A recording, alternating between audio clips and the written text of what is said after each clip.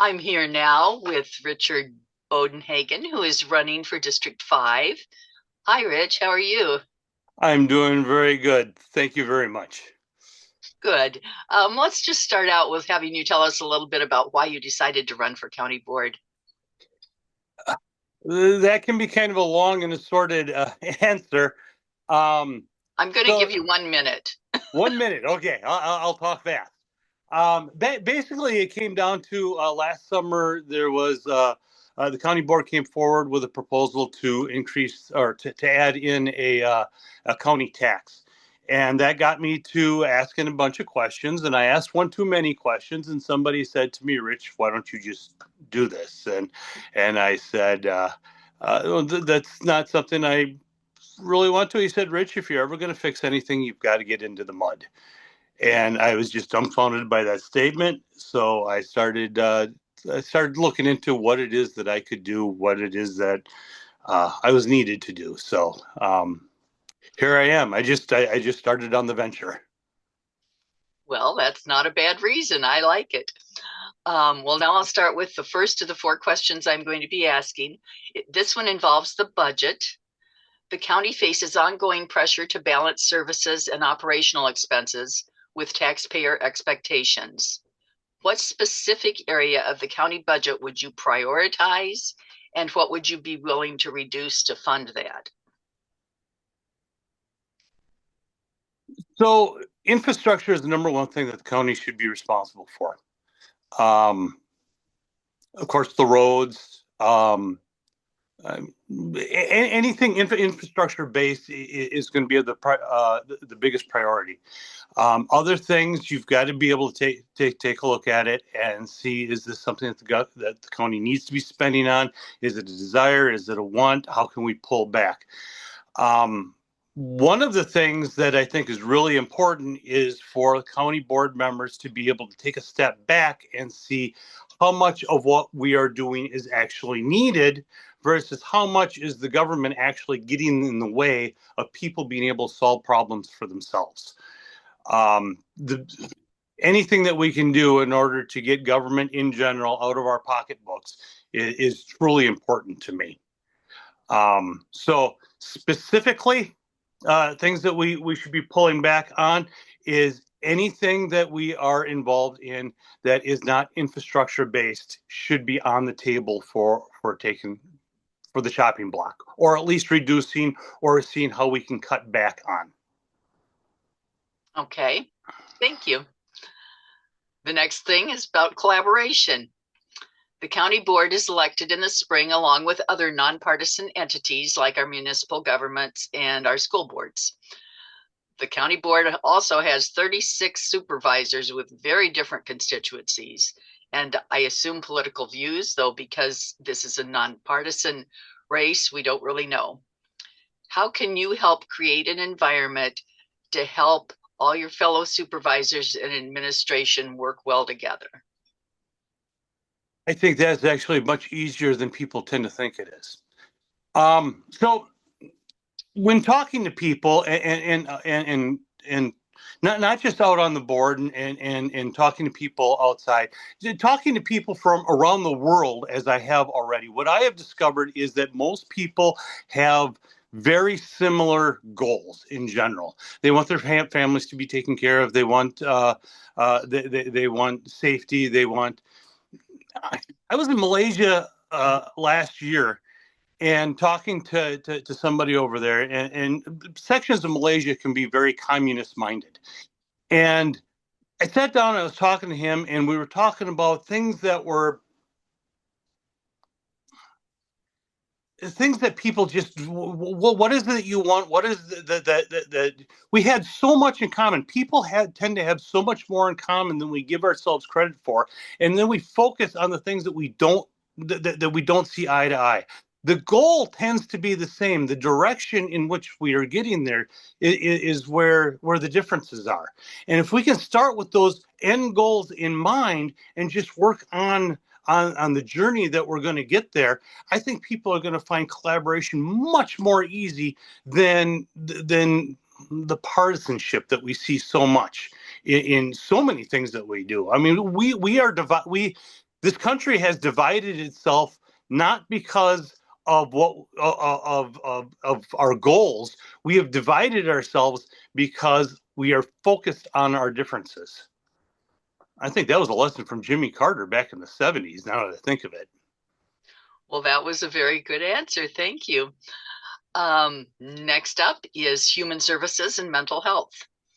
Mental health and substance use services continue to be among the county's most complex and costly responsibilities.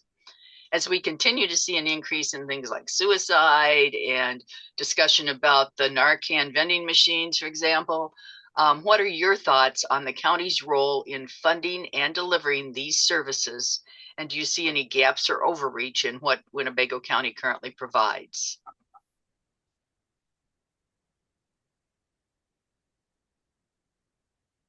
That makes for a tough question because my initial response to that is to step back further.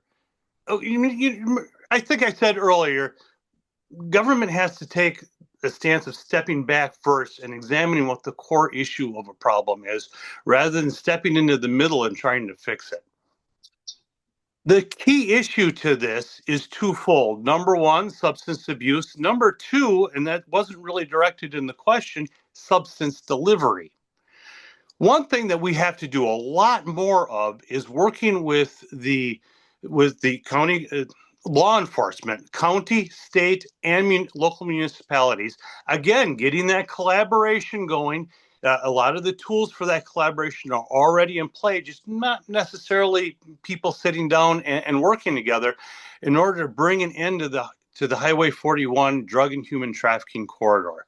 A big issue in that is all these cities up and down Highway 41 have turned into drug depots. We are depots for dispensing to the rest of the state right now. We have to empower our law enforcement in order to bring an end to that. And we need to empower our Justice Department in order to make what our law enforcement is so very willing to do, to actually bring fruition to what it is that the law enforcement's doing. We need to see we need to see justice actually being served and not people being put back out on the streets just to go start another drug house or a drug depot someplace. So that's one side of it that I think is very important that I don't think is, I don't want to say that's not being addressed, but the public is not seeing that for what it truly is. It is getting ugly out there, and we tend to turn our head from ugly. As far as the other side of it goes, trying to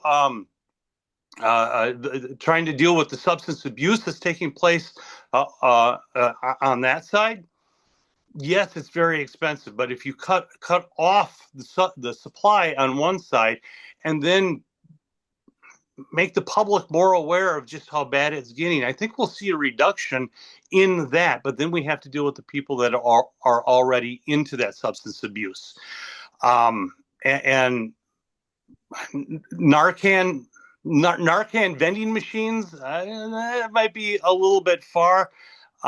I think that has to do with I think that's trying to address an issue on the back side of it instead of taking care of the substance supply on the front side. I think that'll be less necessary and less of something that we'll be viewing if we can stop the other side. But the substance abuse side of it, you definitely need the funding for people to help to get off the supply. If the supply isn't there, if the demand isn't there, the supply dries up. If the supply dries up, the demand falls down, and the two go hand in hand. And if you just focus on one, you just end up pouring more and more money into the other. Okay, thank you. We're going to switch streams here now and talk about the strategic plan. The county has just developed a strategic plan. I'd like to know your thoughts on that, if you agree with the priorities, if you would change something, or if you're even familiar with the plan.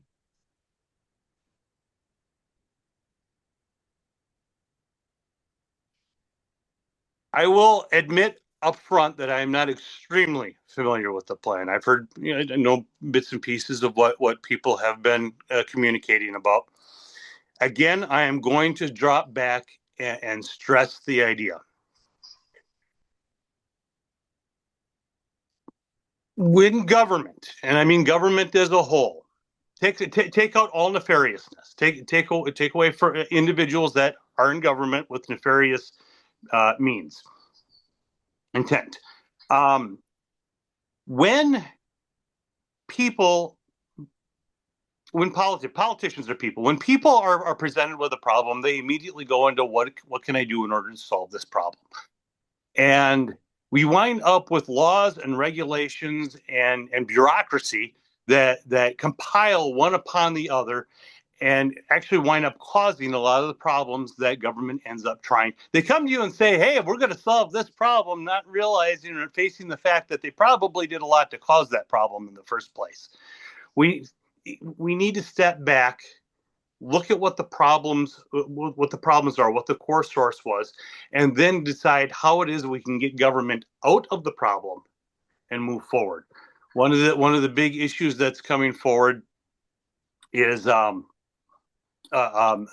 municipal buildings that the county takes care of. Or $350 million is what is proposed for, or what estimated for what these building repairs and replacements are going to be. That is a heck of a lot of money. That's more than the county budget, annual budget. We're going to have to be very, very careful on how it is that we move forward with those. We've got to pick and choose. One plan was to make one giant municipal building, which would be exceedingly expensive, and another one would be to fix up some of the buildings and rotate things around and move forward bit by bit. But it's been ignored for too long already, and we got to take a look at what it is that we did to start the problems in the first place. Okay, thank you. Now I'm going to give you a chance. If there's anything that you wish I would have asked that I didn't, feel free to address it. I think I got them both in there.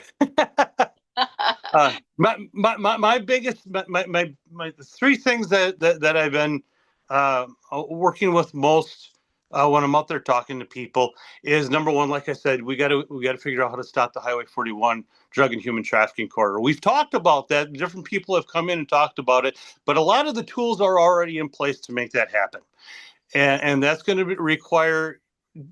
That's going to require communications between different law enforcements, but it's also going to require taking the restraints off of them to a certain degree. And I don't want to make that sound scary or anything like that, but there are certain constraints that are put on there. I had a drug house that was just across the street from me, and it took me 3 years of working with the Neenah Police Department before we were able to get them out. And eventually, they just wound up leaving on their own accord. And all that meant is that depot went from one spot to another. And so that's a big thing, and making sure that they get fruition for what it is that they're actually doing through the judicial system. And that comes down on the voters voting in people that are going to make that happen. That is our responsibility as a whole.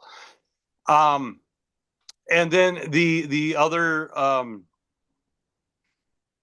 primary one being, of course, like I said, those municipal buildings and the budget and everything that's going on there. And we've got to be able to. Nobody wants to say, I want to raise taxes. Could be that's political suicide. We all know that, right? But it's one thing to say I don't want to raise taxes. This is another thing to say we need to commit to cutting back on things. We need to commit to cutting off the wants from the needs, and focus on cutting back that budget. And that is something that I will be advocating extremely strongly for, because the cycle that we're in right now, we are going to see a referendum for more taxes again this summer, and at some point you can't avoid it. You've got to do one or the other. Anybody who runs a household budget realizes that if your expenses exceed your income, you got to find money from someplace else, or cut back on what it is you're spending on. Okay, well, thank you very much. I really appreciate you agreeing to talk to me. We'll get this posted so all of your potential constituents will be able to see it. And again, just thank you for doing this. Thank you very much for the opportunity to speak out and talk to you. I appreciate that very much. You're welcome.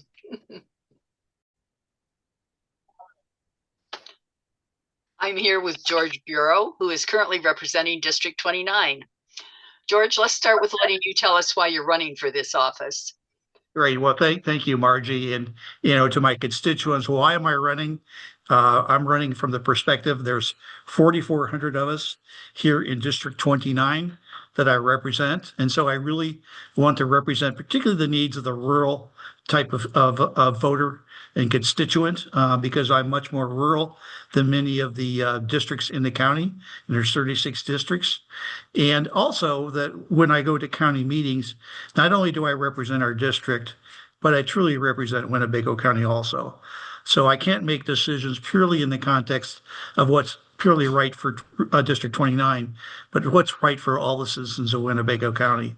And I can tell you, when I look at where we are as a county government, Winnebago County, we face some very big decisions that are coming up, particularly around infrastructure and spending. And one of my focuses, Margie, is to really spend taxpayer dollars wisely. And so that's really, where my focus is. And because of those big decisions and because of the importance to bring experience to the board, I'm very financially savvy, more so than many members of the board. I don't mean that as a knock. We all have our strengths. But because of that, that's where my focus says I need to be there for another term. Okay, thank you. Certainly. Now for these questions, you'll have 3 minutes each. Sure. Most people don't get that far. It doesn't take 3 minutes, but if it does, and you start to go over, I will let you know. Okay. So the first question is regarding the budget. The county faces ongoing pressure to balance services and operational expenses with taxpayer expectations. What specific area of the county budget would you prioritize, and what would you be willing to reduce to fund it? Well, from a priority basis, I would say, Margie, first and foremost is safety, public safety. When I look at our justice system, and particularly the county sheriff and our court system, that is super critical. That we need to, on behalf of obviously with the state, is to provide a safe environment for Winnebago citizens. Now, second, right behind that, obviously, is our infrastructure, and particularly highways. And county highways are a significant portion of what we have, is to make sure that we have roads that are safe. Because again, safe roads means less accidents, but also means better commerce. Those two areas are critical. And then the third behind that would be from the perspective of public safety, but not safety that dictates, but as much as make sure that guidelines are in place. But again, isn't trying to drive any type of agenda from a political perspective.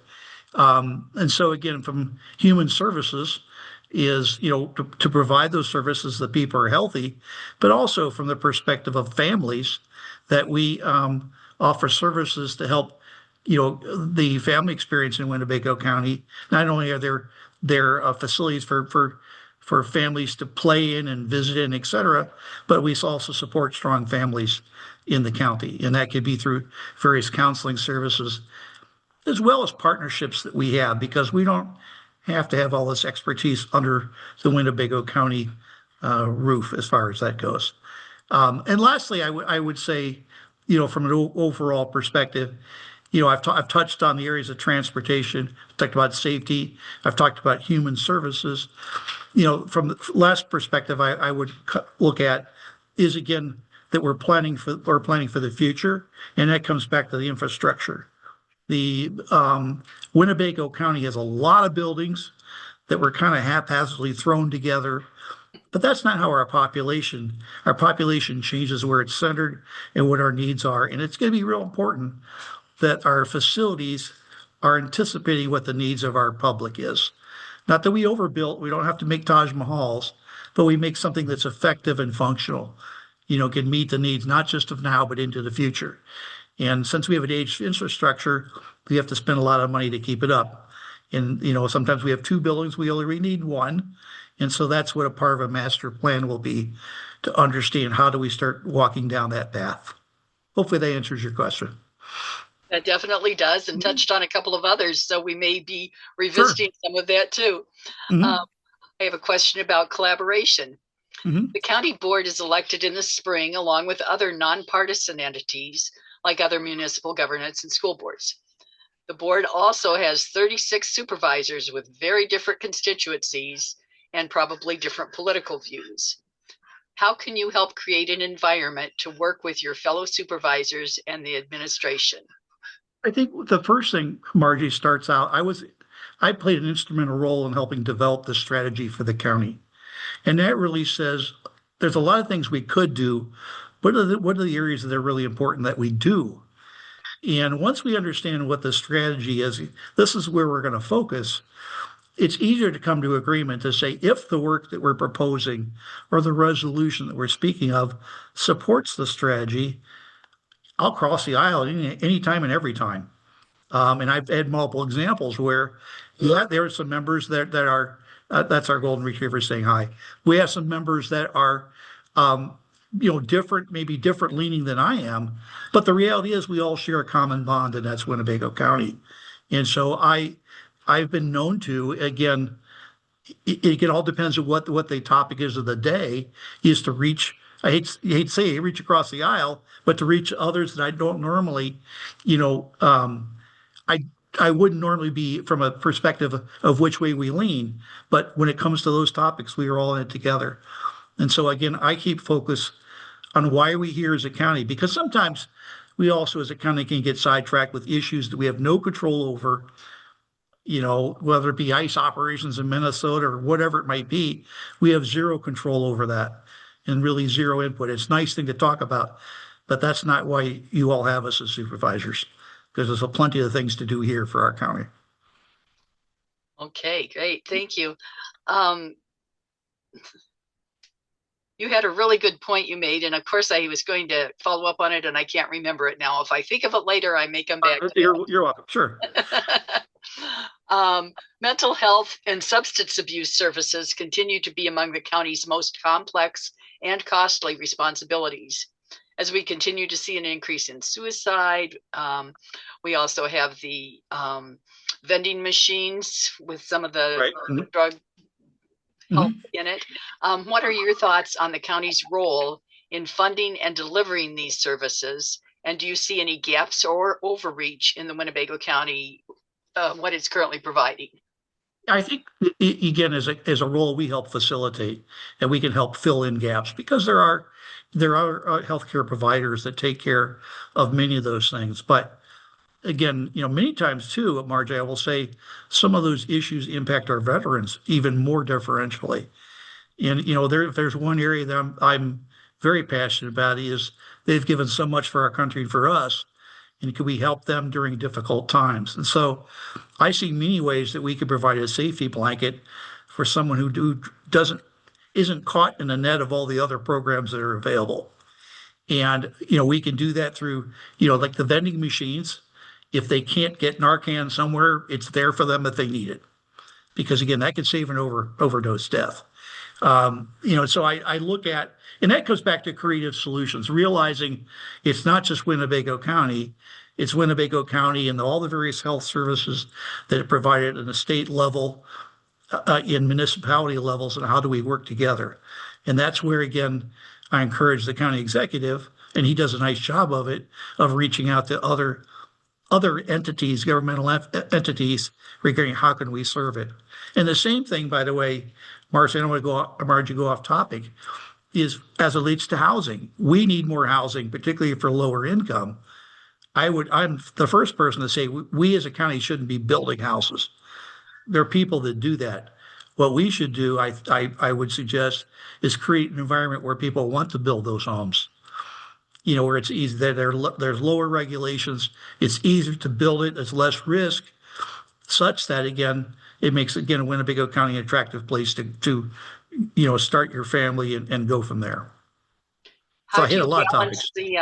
How do you balance the safety factors of building a house against the costs of, I'm thinking of things like having them checked for proper electrical. I mean, these are important safety factors too. Well, absolutely. And again, that's where again we are not experts in electrical systems at the county level. I'm sure we have some people in maintenance that can. However, there are contractors, et cetera. That's what they do. And if we talk to them, what gets in their way of building these homes?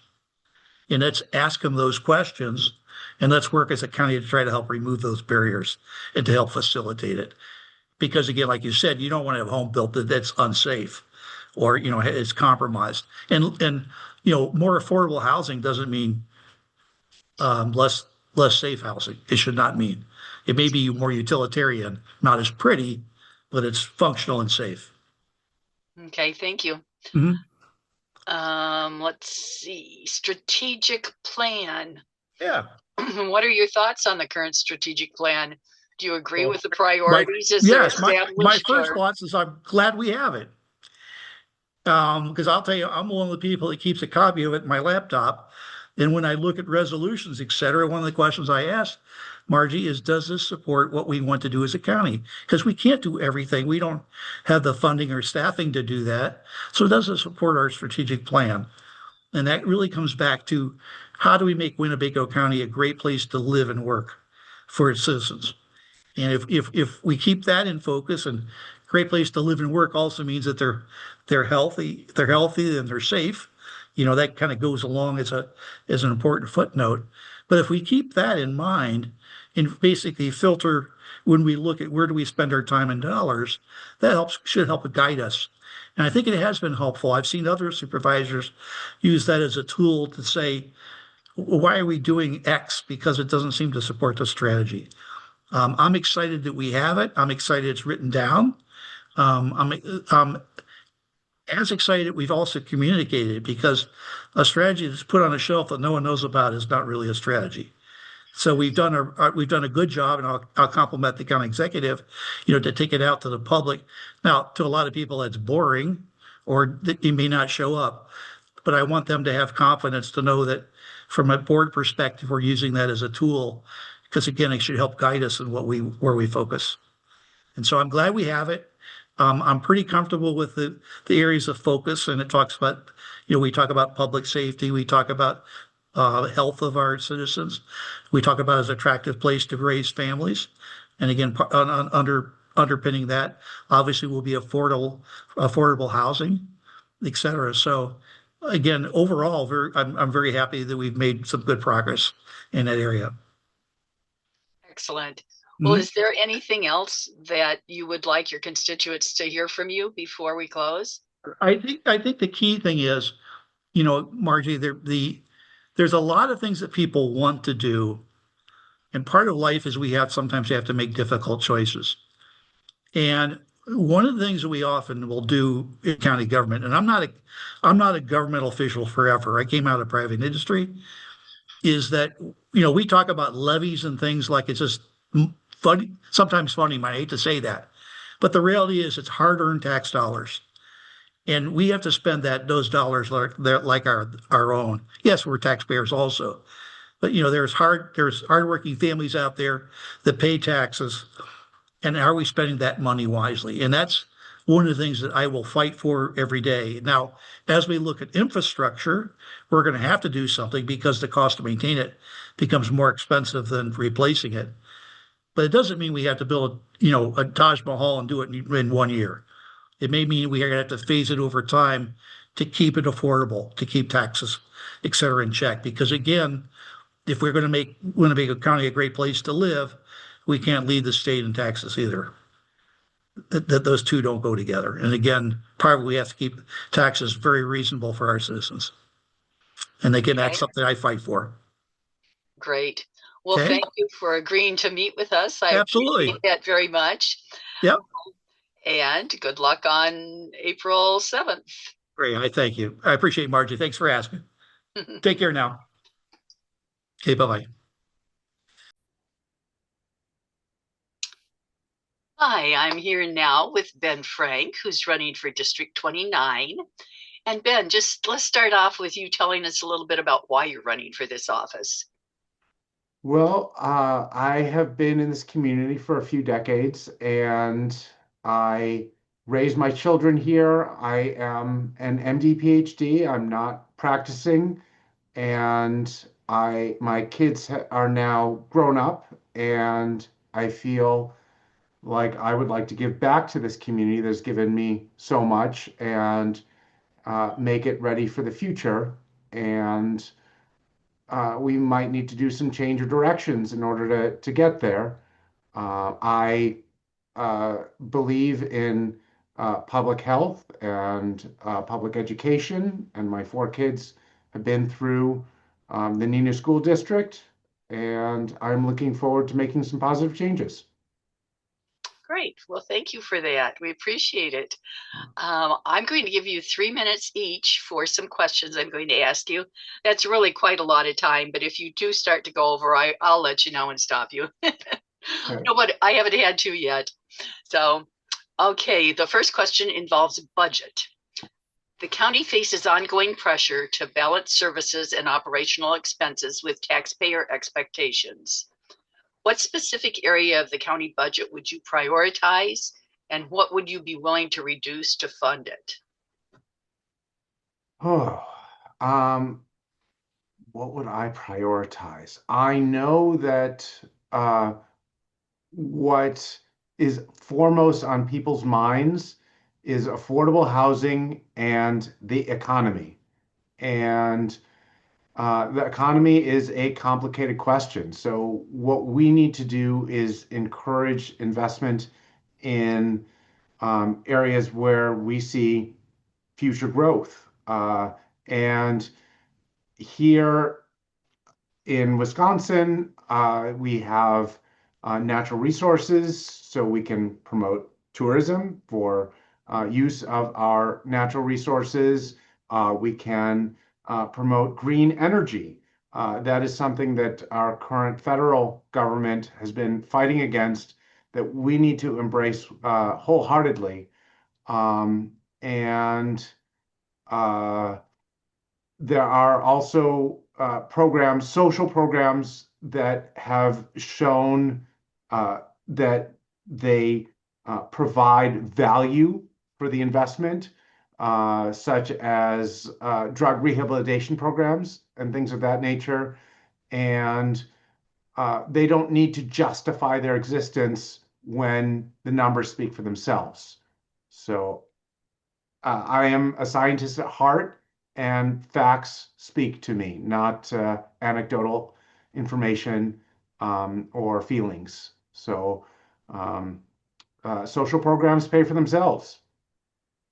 Uh, yeah. Okay, thank you. The next question involves, oh, I should ask you, how do you feel about the county sales tax? That is a complicated question. Part of why I'm lukewarm on it. Uh, Part of why a sales tax is bad is because it disproportionately affects those who are lower on the socioeconomic scale. And those are not the people that we need to be hitting hard to generate more revenue. On the other hand, uh, Winnebago County is one of the only counties that is not taking advantage of the sales tax boom for things like EAA and getting money from outside of our community. So I'm somewhat divided on that. I would probably lean towards having a sales tax, but I really don't feel strongly on that one. Okay, fair enough. Thanks. Let's move on to collaboration then. The county board is elected in the spring along with other nonpartisan entities like our municipal governments and our school boards. The board also has 36 supervisors with very different constituencies and potentially different political views. Since it's a nonpartisan job, we don't really know that. How can you help create an environment to make it easier to work with the fellow supervisors and the administration? Well, we will have to work together, and um, uh, how can I provide, how can I do my part not to um, make this into political bickering? I, uh,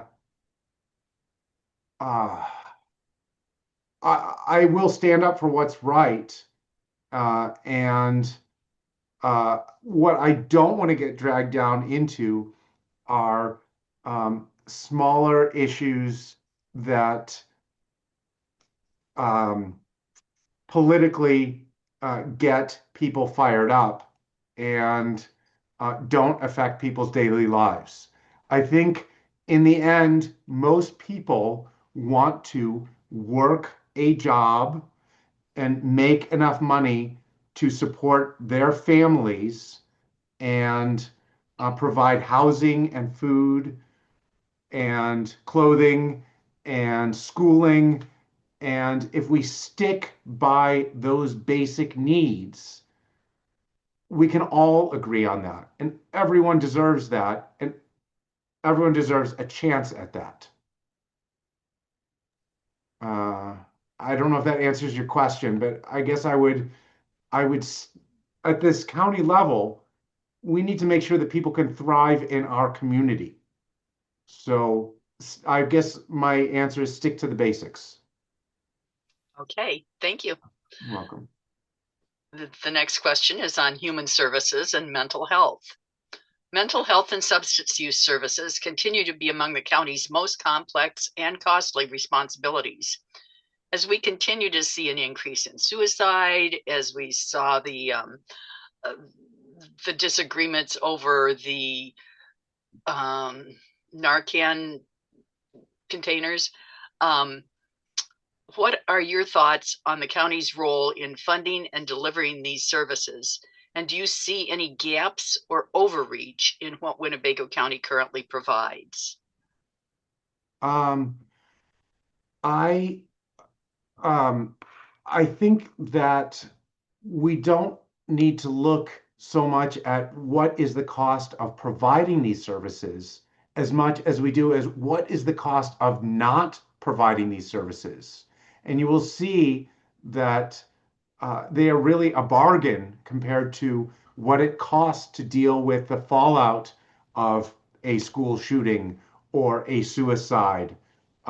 These things can be uh, prevented, much like a primary care physician can prevent disease. The value in providing mental health services far outweighs the cost of dealing with the disaster afterwards. And as far as overreach, that is not something that I have seen at the county level. Okay, thank you. Yeah. And the last question is regarding the strategic plan. Do you have thoughts on the current strategic plan? Do you agree with the priorities that they have, and what would you change or add to it? Or are you even familiar with it? I'm sorry to say I'm not familiar with the strategic plan from the county currently. Can you um, give me sorry. That's okay.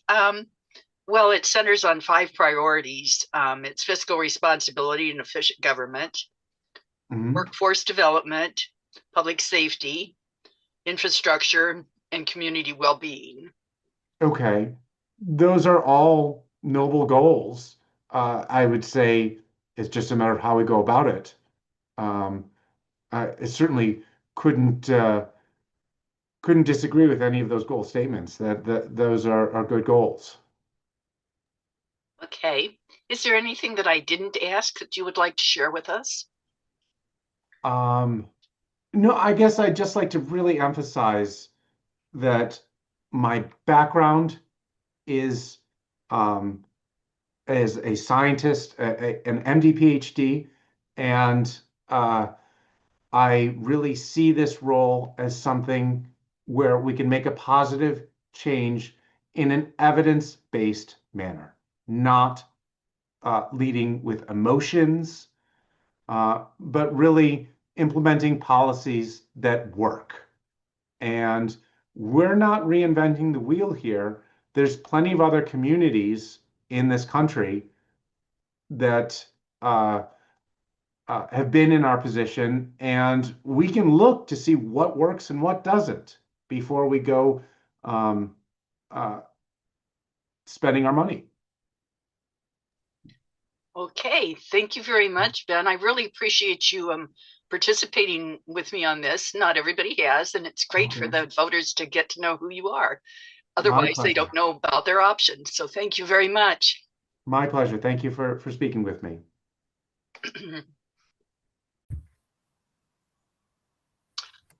I'm here today with Tim Jacobson, who's running for District 10. Hi, Tim. How are you? I'm doing well. Thanks. How are you? I'm okay, too. Good. Let's start with having you tell us a little bit about why you want to run for county board. Sure. I love Winnebago County. I've lived here for 16 years. Lived in this part of Neenah, District 10 part, for that long as well. This is home to me. I want to bring transparency to the area. Give southwestern Neenah a voice at the county board, at the county level, and I hear a lot about a possible increase in the sales tax here in Winnebago County. I am vehemently opposed to that. I don't have a problem with spending money as long as it is, reasonable, ethical, and something that we need. Something that's been long-standing, stuff like that. I believe in a balanced budget and just keeping the services so that our roads are plowed, our roads are paved, and that we have the levels of service that we need, emergency, etc. So security, safety, public safety, all of that. So I don't want to lose any services. I don't want to see any raises in property taxes or sales tax. So that's why I'm running, to be a voice for this end of Neenah, and to bring that to the county board. Okay, thank you. Well, I do have 4 questions I'm going to ask. Each one's on a little bit different subject. And some of these will no doubt touch on things you've already said, but let's talk about the budget. The county faces ongoing pressure to balance services and operational expenses with taxpayer expectations. What specific area of the county budget would you prioritize, and what would you be willing to reduce to fund that? I know right now they have a lot of buildings, and some of the buildings are need maintenance.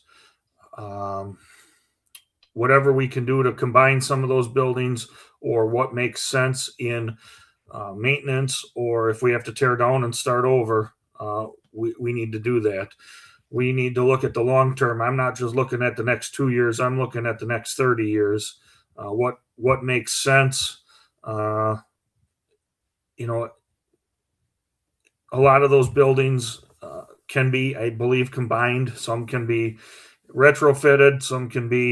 Some probably need to be torn down and start over, rebuild. But for me, I look at longevity type stuff like that, and that's where I would focus my areas on the budget, is what we can do long term, what makes sense long term. Okay, thank you. The next question involves collaboration. The county board is elected in the spring along with other nonpartisan entities like municipal governments and school boards. Excuse me. The board also has 36 supervisors with very different constituencies and political views. How can you help create an environment to work with your fellow supervisors and the administration? How can I what? How can you help create an environment to work with your fellow supervisors and the administration? Sure. I just bring in an open mind. I'm an outside the box thinker. So anything, a lot of things are, Winnebago County's problems could be the same problems that we're facing in Neenah. The problems we face in Neenah could be the same ones they're facing in Omro or Oshkosh. So let's collaborate. Let's put our heads together and let's tackle these issues, tackle the communities as a whole. I'm not here just to represent the southwest end of Neenah. It's going to be the county as a whole. That's why you're a Winnebago County supervisor, to make sense what makes best decisions for everybody in the county. Okay, thanks. The next question involves human services and mental health. Mental health and substance use services continue to be among the county's most complex and costly responsibilities. As we continue to see things like an increase in suicide, like the long discussion about the Narcan vending machines, for example, what are your thoughts on the county's role in funding and delivering these services? And do you see any gaps or overreach in what Winnebago County currently provides? Following what they currently provide, I don't see any overreach. Mental health is a real thing, whether it's just a private citizen or our veterans. We really need to take care of our veterans and look out for them because they've been through it. But mental health is a real thing. It's a real problem, and it needs to be tackled.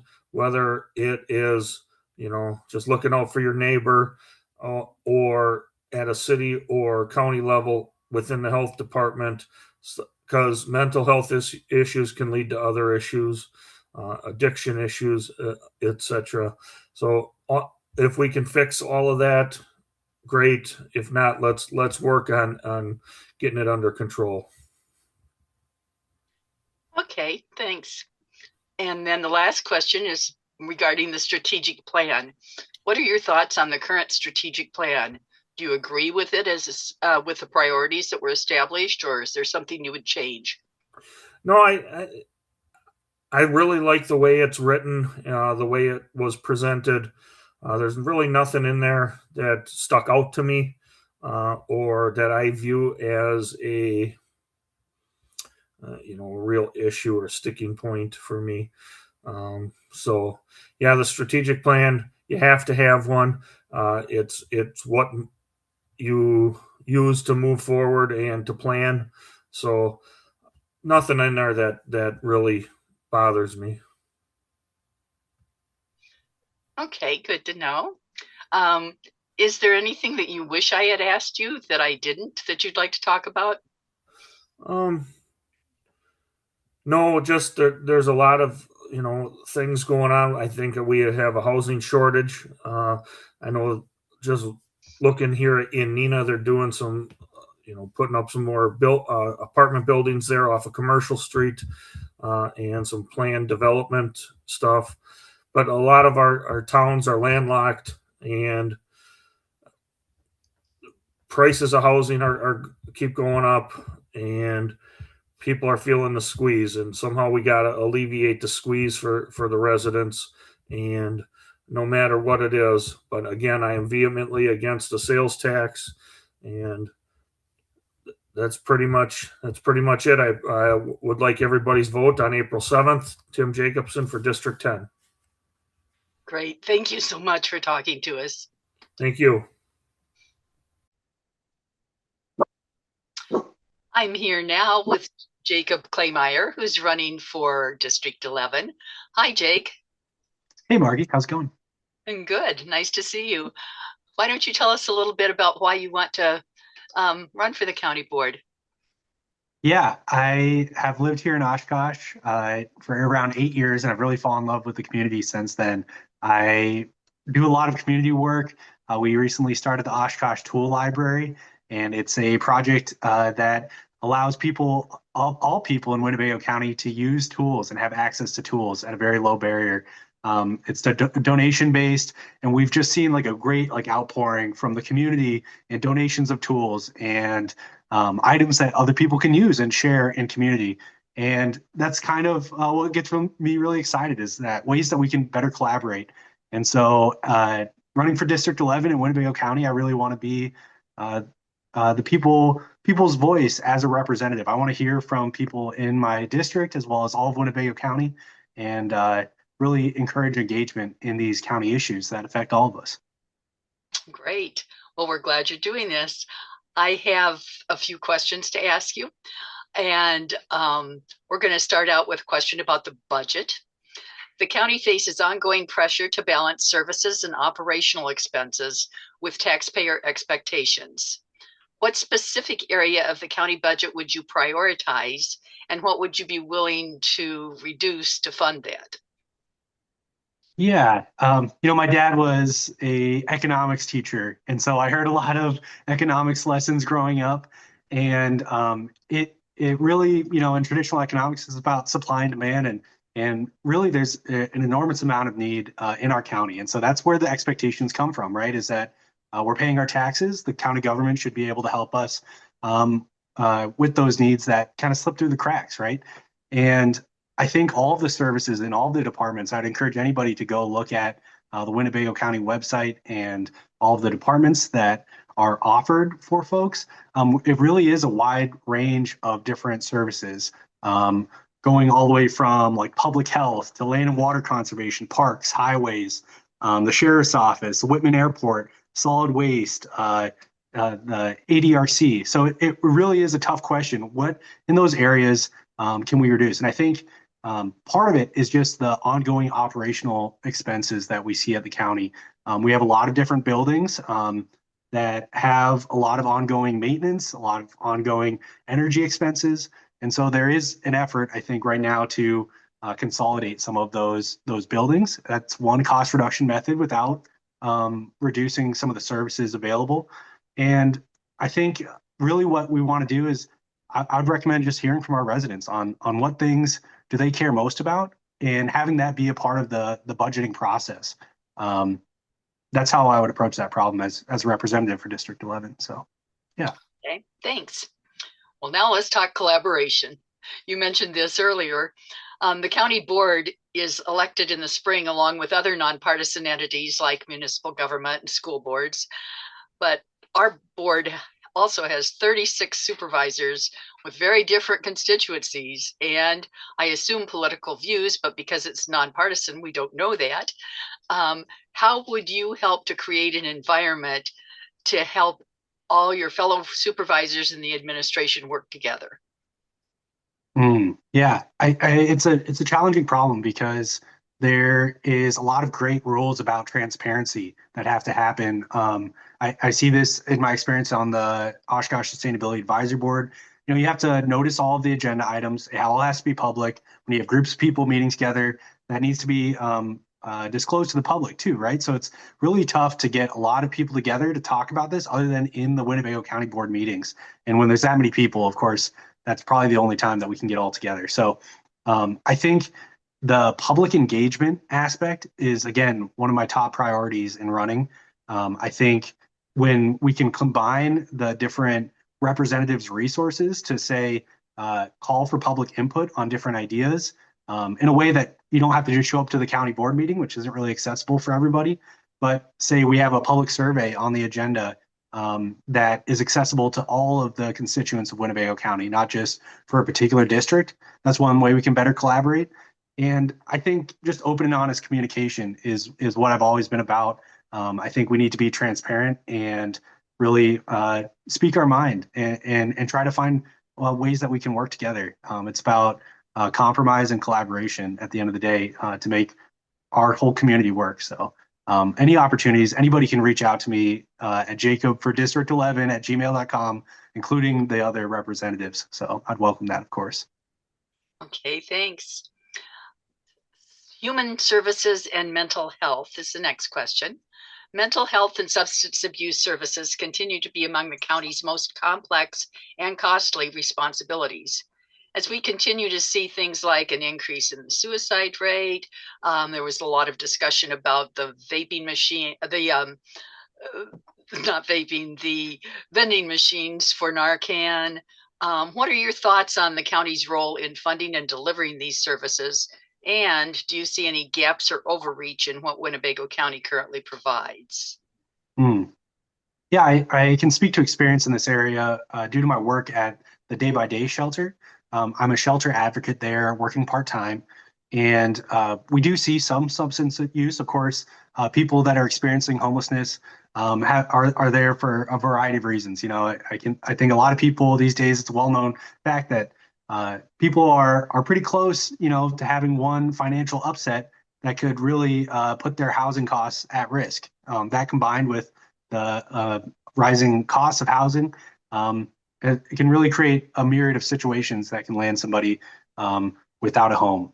And I just say that to preface, public health is mental health, it's substance use, it's financial health, it's all sorts of different types of factors in our life. And it's a great service that Winnebago County Public Health offers.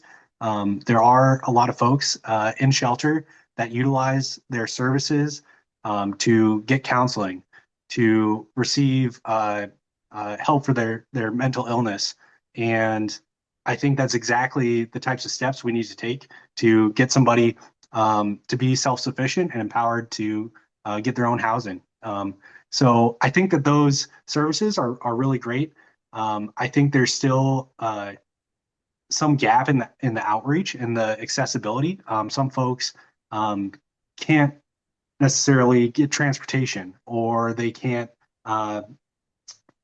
get access to housing in some cases too, right? In our shelter. So I think there is opportunities where the Winnebago County government could provide more opportunities for housing, and that's really first in trying to meet somebody's needs in health, right? If you don't have a shelter over your head, it can be really hard to combat a health problem.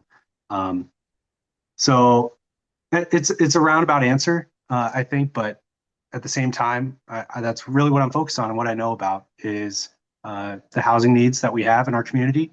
And I have a lot of great ideas on how we can address that. So, and that'll help public health for sure. Great. Okay. And the last question, strategic plan. The county has a current strategic plan. They've just, I think it's maybe a year old. Do you agree with the priorities that it's established? Is there anything in there you would change, or do you even have a familiarity with the strategic plan? Yeah, one of the things that I see missing from a variety of strategic plans is the considerations for our local ecology. We're more than just a group of humans like living in a county. We're a whole landmass that's an ecosystem of people and water resources and farmers that utilize the land to grow food. And I'd really love to see economic development within our county, where we're focusing on supporting those healthy soils so we can have healthy foods, supporting healthy water so we can have great recreation, but also healthy water like in our taps, right? And healthy water for those fields and food as well. So it's tough to incorporate, but there are roles that the county government can play in that. Winnebago County Park is a great open area, but a lot of it's just mowed, right? We could be growing food out there, like at the Sunnyview Community Garden. It's a great resource. It's a county-owned property that used to be a farm, a small farm, and it's been converted now to community gardens. And so it's now even more productive than it once was as a basic farm, especially an unused farm. But there's a ton of food that's grown there that stays in our community and improves our health together. So I think more opportunities like that could definitely improve strategic plans in the future. But overall, it's a lot of different departments, like I was talking about before, to manage. And I think the county government is a great group of professionals that are charged with administrating a lot of different things. So I'm supportive of the plan overall. Okay, thanks, Jake. Yeah. Is there anything that you wish I would have asked you that I didn't that you'd like to talk about? Yeah, I have a couple other things that I really want to address if I were to be elected. The transportation here in Winnebago County, I think there's opportunities. I'm an avid cyclist for transportation, and I also recognize, though, that not everybody can cycle, but even just walking and riding the bus between different cities in our county can be really difficult. So I'd love to see improvements in that. I would also just stress again that I want to be connected to constituents of Winnebago County. And please reach out to me. I'd love to chat. So yeah, that's everything, though. Thanks so much, Margy. You're And welcome, thank you and to the thank you. League of Women Voters, for hosting this as well. Well, and thank you for participating. Not all of the potential not all of the everybody's candidate, not all of our new potential supervisors have. So we really appreciate the fact that you did. Thanks. Nope. Hi, Crystal. Thanks for being here with us today. Hi, Margy. My name is Crystal Oaks, and I want to thank the League of Women Voters for doing these interviews. It's very kind of them. And I am the county supervisor for District 2, which is the southern portion of Nashville. Okay. Well, I do have a few questions for you. First, you are the current incumbent, and you do have somebody opposing you this time, which is why we're doing this interview. I'm only doing interviews with people who have opponents this time around. So, ready for your first question? You'll get 3 minutes for each question, or up to. And so the question is, the county faces ongoing pressure to balance services and operational expenses with taxpayer expectations. What specific area of the county budget would you increase, and what would you reduce to fund that?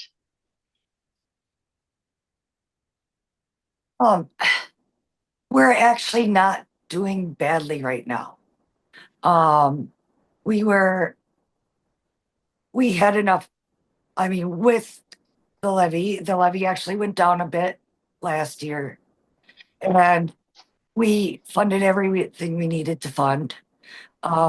We did have to use some unassigned general funding, but that is unassigned general funding. It's funding that we have that was either not spent the last budget or that we have gained through interest.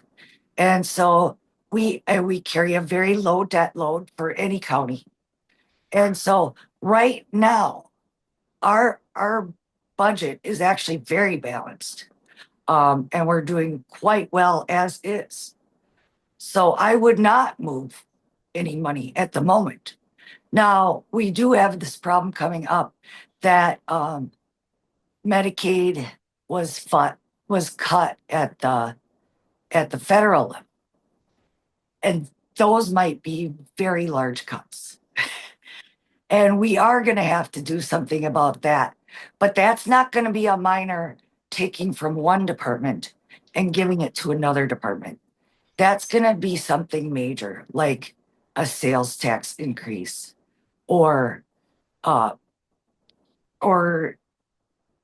some other kind of tax that we're going to have to figure out.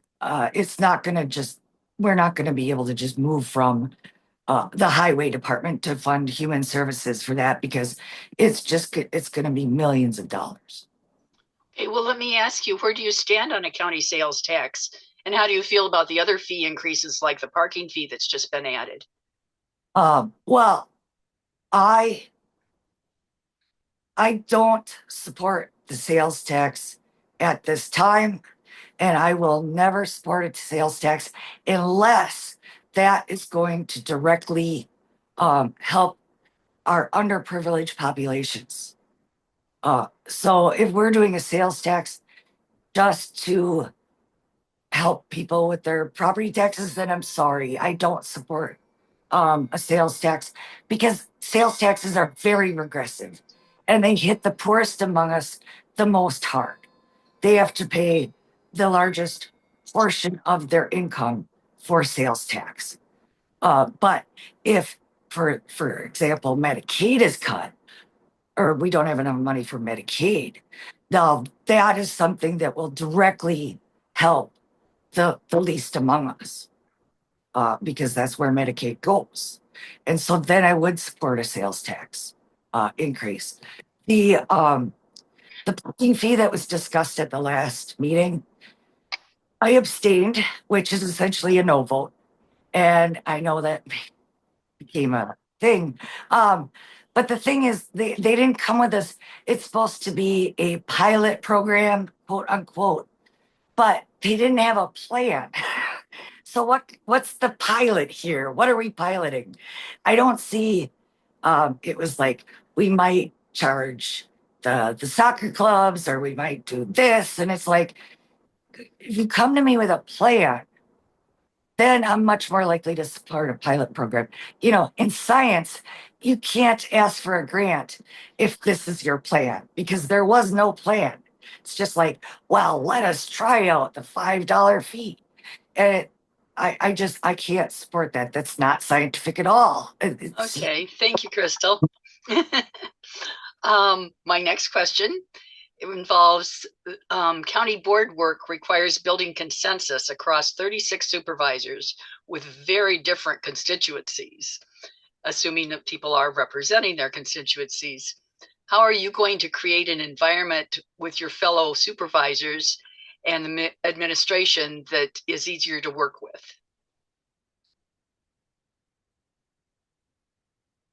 Well, first of all, I have to tell you, it does not require consensus among all 36.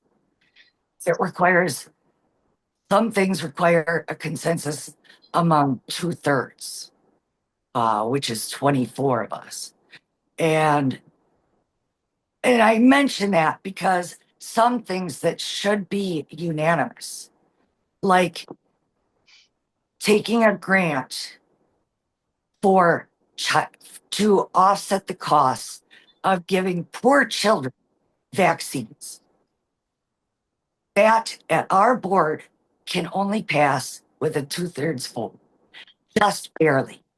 It needs 24 votes, and that's what it gets. And we are not going to get any more votes than that with the board that we currently have. And that is sad. It is wrong, because this is money we've already been taxed for, that we should be accepting and should be unanimous. Saving children's lives should be a unanimous issue, and it's not on this board. Okay, so I hate to say we can't build consensus. We can't, and we don't need to. We just need 24 people to agree that we will take our taxpayer money back to us and offset the cost of childhood vaccines. So something like that is the major issue that we need to build consensus on, right? So, but that's just an example of some of the problems that we have, and how we have to think about getting as many people onto a side as possible. But there are just some people you're never going to change their minds. Sadly true. There are, this is a nonpartisan position. However, there are a number of groups that are promoting, and candidates that are promoting themselves on one side of the aisle or another. Do you see these things that don't seem to get major consensus as being partisan issues, or are they just people operating under that premise? Or is it not a factor at all? That's actually a complicated question. Because Yeah. because We have some far left candidates that can't vote for vaccines because of the abortion issue, which I won't go into, and I'm not going Thank to. you. I'm just not. Um, and so we also have some far left, um, far right candidates who don't vote for partisan issue. However, we also have some far right people that really believe this, right? They have misinformation and they believe this misinformation. So they're not really voting against it for partisan reasons. They're voting against it because they believe misinformation that's been told to them. So it's both ends of the spectrum. It's not really partisan. Okay, thank you. Moving on to our next question then. And you've touched on this already several ways, and I know you're passionate about this. It involves human services and mental health. Mental health and substance use services continue to be among the county's most complex and costly responsibilities. As we continue to see an increase in suicide, for example, what are your thoughts on the county's role in funding and delivering these services? And do you see any gaps or overreach in what Winnebago County currently provides? Well, I certainly don't see overreach. I don't think we're doing enough. Um, as far as gaps, yeah, we are letting people through the gaps. And uh, a number of them reach out to me, and then I attempt to match them with services. This happens. Or the manager of an apartment building, when I was going out to introduce myself and see how people were doing, the manager of the apartment building alerted me to somebody who was having problems with substance abuse and actually with her treatment. And so I got the appropriate people involved with that. So there are people falling through the cracks, which is why I say it's not overreach. We're not doing enough. Um, all the county supervisors should be making sure that they're the landlords of places and managers of apartment buildings, that they're there to help when something like that comes up, that they can at least direct them to the appropriate services. I'm talking very generally because this is I don't want anybody to be pinpointed. But and I strongly support the county's involvement in these programs. Like during the last budget, solutions recovery. Well, not during. So previous to the last budget, last year, a drug rehab program, Solutions Recovery, lost its federal funding, and so it was going to shut down unless it got a grant from the county. And so I introduced that amendment to the budget, and it passed unanimously. That's actually something that was unanimous. So I'm going to say that, drug rehab and those sorts of programs, they are strongly supported by this entire board, whether they're left or right or center. We all strongly support services like that. Now, I don't know that the rest of the board would be willing to fund this for more than 1 year. It was just a stopgap to make sure they did not close. I don't know if you noticed, there was a recovery program in Appleton that did close. Outagamie, I'm not going to say anything. That's Outagamie County. So I think I've answered the question. I might just be babbling now. Thank you.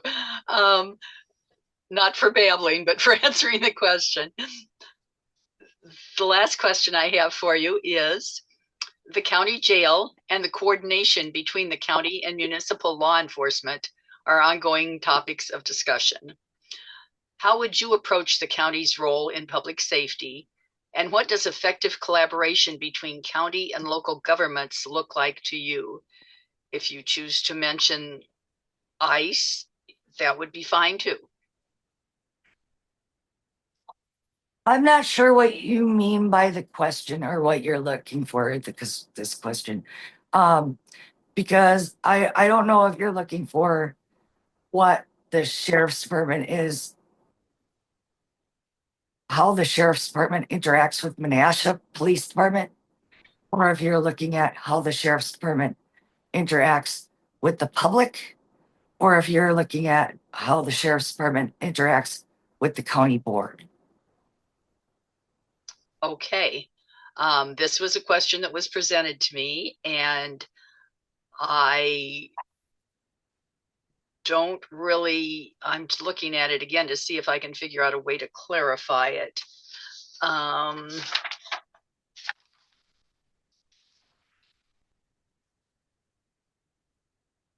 Okay, the rest of the question that I had not included, it did include the fact that Sheriff Mott supports a limited ongoing cooperation with ICE through 287G, specifically using the warrant service model. And I just attended something with another representative who was discussing this at the state level. So under this approach, deputies don't actively search for undocumented immigrants, but they do notify ICE when somebody who has already been arrested and is in the jail is found to be in the country illegally. Do you think that, I'm going to go out on a limb here and say this is what it meant. Do you think that having the sheriff work with other municipalities, whether it be within our county or without, whether it be federal or state, is something that you support him doing, or is that something that you wish was not ongoing? Does that help? Not much. Well, this is a very long discussion that has been going on for months, right? The first time that Sheriff Motz presented this was actually at the January, maybe February, public safety meeting. And then it was January. And then February, he presented it again to the public safety committee. And I went to it then, and I pushed on him. And then he gave the presentation to the board, to the whole board. And his justification for why it's going well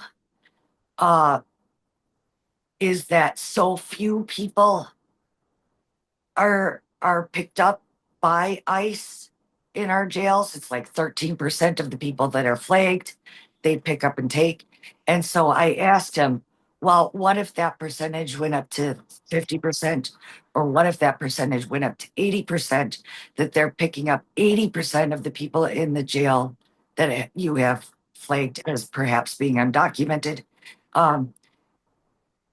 And because remember, these people have not been proven to have committed a crime. They are charged with a crime. The people in the jail, you mean? Yes, the people in the jail, the people that ICE is picking up from the county. They have not been proven to have committed the crime that they are in the jail for. And he says that the proof of them having committed crimes in the past that the federal government knows about and he does not know about is proof that they are doing a good job at the federal level. And so I asked about the 80%, and he said they would do what the law demands. And so they're just going to trust the federal government no matter what the percentage is that ICE now wants to pick up, even if it jumps from 13% to 100%. And we don't know if they've actually committed a crime. They are charged with a crime, but that doesn't mean that they have necessarily committed that crime. And so I do not support that. But moreover, the county board does not have any control over that. The sheriff's department the sheriff is separately elected, and we control nothing except for how much funding he gets, but he has tricks to get money out of us that I won't go into. And so even if we defunded him, he would still get the money out of us. And so there's nothing we can do to say, don't do this. We have no control over him. We have no control over the contract. And so it's very hard to have that question asked to the board, because well, I'm willing to stand against him. I'm willing to stand in front of somebody against him, but that's all I could do. Okay, I'm thinking that maybe that wasn't the best question in the world for us to have included on here. If I did know, I had forgotten that the sheriff that the county board doesn't really get to tell the sheriff what to do. Of course not. That makes sense. Is there anything else that most people have forgotten that? Yep. So sorry, but thank you for your answer, your very complete answer. Is there anything else that you would like your constituents to know? I can give you a whole minute to tell them. Just that I will do everything I can for them. And that's my job. My job is to make sure their taxes come back to them, that I will protect them to the best of my abilities. There's very little I can do, but I will protect them from the sheriff's department. If that means standing in front, seriously, if that means standing in between him and them, I will do that. I want to listen to them. If they contact me more, that'd be great. This is a call to call me. What I do at the county board, I do for them. And I don't know what else to say. That's my job. I thought you were in it for the money. Guess not. Not going to get rich here, are you? Thank you, Crystal, for all that you do. Thank you for agreeing to do this interview with me. And again, this is Crystal Laux, who's running for District 2 in Menasha. I'm here now with Rich Norenberg, who is running for District 14. Hi, Rick. Well, good morning, Margy. I said it wrong already. It's all good. Well, let's start with you telling us why you're running for the district. Yeah. Well, first, I just want to thank you for doing these interviews, and the League of Women Voters for stepping up, and getting good information out there. And the real reason I'm running is because I want to serve the people of Winnebago County. I believe I've got a good skill set and quite an experience both in the profession and practical world. And I want to bring that to the table. I really hope, that I can bring a style of communication that opens up collaborative work. And I believe that that's going to be critical in this role. But when it really gets down to it, I love Winnebago County. It's been my home. I want to help serve. Great. Thank you. You're more than welcome. I'm now going to ask you 4 questions. You'll have 3 minutes apiece for them. And if you go over that time, I'll let you know. Very good. The first question involves budget. Of course, everything always involves budget, right? The county faces ongoing pressure to balance services and operational expenses with taxpayer expectations. What specific area of the county budget would you prioritize, and what would you be willing to reduce to fund that? Yeah, really a good question. And this has come up quite a bit, in the doors I've knocked, the people I've talked with, is the budget, and the theme that I've been hearing is the concern over the cuts that have come in federal and state funding that usually come to the county, that's put an unusual pressure on decision making. Now, when it gets to cutting, right, getting to managing the budget, I think that's just such a difficult thing to do when we talk about cuts, because nobody wants anything cut from them.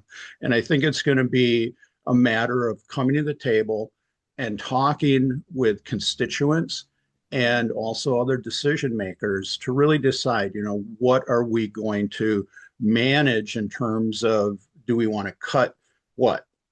Road services? Do we want to cut health services? What do we want to cut?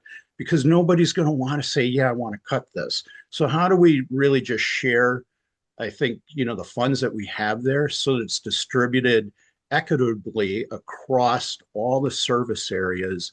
Best we can do that. So with that, I would not want to cut health services. I would not want to cut anything from Parkview. If we look at anything, I think we're going to have to, just really rethink the whole model we have in terms of how we distribute our funds. Okay. How would you feel about a county tax? Well, I don't like the idea of increasing taxes right now. I think what we have to do is really start to look at how, the state has distributed taxes. We have monies there that are available. I think we're going to have to open up that pathway again to, ask the state to start funding particularly schools, at a better level, because so much of the tax base now is coming to homeowners. So, that idea, is something we have to consider. We have to consider everything at this point. And that's why, again, getting back to this idea of having a reasoned discussion about the pressures that we're facing currently, both financially and socially, is just something we're going to have to articulate in a way, so that we can come to a shared responsibility, a shared vision of our future. Okay, thank you. The next question, you've already mentioned this actually, it's on collaboration. The county board is elected in the spring along with other nonpartisan entities like municipal government and school boards. The board also has 36 supervisors with very different constituencies and I assume political views. We don't know because you all run as nonpartisan. How can you help create an environment to work with fellow supervisors in the administration? Yeah, and I really think this is one of the biggest issues facing government. And I think it's really something that we know in industry and almost any place, the most important thing is teamwork. And that's where, coming to the table with an open stance. And what I mean by that is to be open to ideas and information that's different than what I might think, but that also comes from, talking to my constituents, talking to the people who want me to serve them, really, because that's what this is about. And I believe coming with that open idea, that open stance, where what I want to do is listen to people, hear their concerns, look at the facts that we have, and then reach out to others who are like-minded in that way. And then we can build that culture. In teams, it's really critical to have a few people who are willing to come forward and just be open and honest and know that, okay, this is what we're here to do, to serve the people of Winnebago County. These are we're entrusted and challenged and charged with really difficult decisions. So how do we get the best information so that we have the best outcomes possible? And again, that really comes with, I believe, how we approach each other. Are we going to be open? Are we going to be honest? Are we going to listen? Are we going to then have a discussion about things? And I mean a meaningful discussion, because these are really important decisions we're going to make. Okay, thank you. Yeah. The next question involves human services and mental health. Mental health and substance abuse services continue to be among the county's most complex and costly responsibilities. As we continue to see an increase in suicide, as we saw, there was some pushback initially with the vending machines for Narcan. What are your thoughts on the county's role in funding and delivering these services? And do you see any gaps or overreach in what Winnebago County currently provides? Wow. Okay. So this is a area, I'm really involved with. I've been a mental health professional for 30 some years. I believe, that the county does need to be involved with healthcare services, as we see, this idea, and we see more suicides right now, and particularly with handguns. It's actually elderly white males who tend to suicide more than any other group right now, and that's a sad thing. And so this idea is, I don't think there can be overreach when it gets to mental health. It is the idea of having really well-trained people providing those services, and that we should really be reaching into the community in the very best ways that we can. I work in a setting, that we open our doors, often to people, and I have for my whole career, who might not be served, right? And that this is the population, and the populations really who do not seek services. How do we connect with them? How do we reach them? How do we get to them to, see that mental health matters, which is something I've been saying for 40 years. I ran a program called Mental Health Matters, and many people just don't get that idea. So I would say, messaging that this is really critical, and that there are ways to reach out and get services and get help. And that if we can start networking with professionals in the community, and then also I think, and I've thought about this one for a long time, how do we bring other people into the field, right? So that we have more healthcare professionals, more mental health professionals as well, who are able to connect with maybe even the homeless, or people who are shut in. It takes work, when we want to serve people.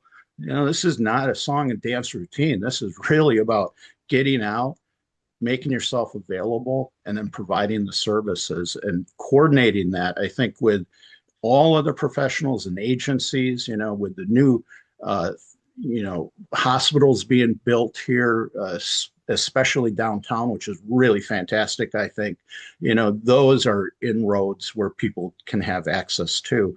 But again, these are really complicated issues. There is no simple answers. This is really about getting good people together. And I'll tell you, I read through, the interviews here, and I'm actually very impressed by a lot of the answers, because I'm hearing that, that there are concerns about housing, affordable housing in particular, about getting services to people. And, again, as I read through this, all of these people here, I would look forward to sitting down at the table with and really getting into this and asking ourselves, what can we do better? Great answer. Thank you. You're more than welcome. And I agree with you about, it's very nice to have a paper like the Herald who does provide that for us. Ironically, as I was reading through it, I did notice that some of the candidates for supervisor that did not respond to the Herald's also did not respond to me. So there will be people we don't hear from at all. But I greatly appreciate people like you who are willing to put yourself out there and answer the questions, because I sort of see that like the job interview that goes along with the application you already made.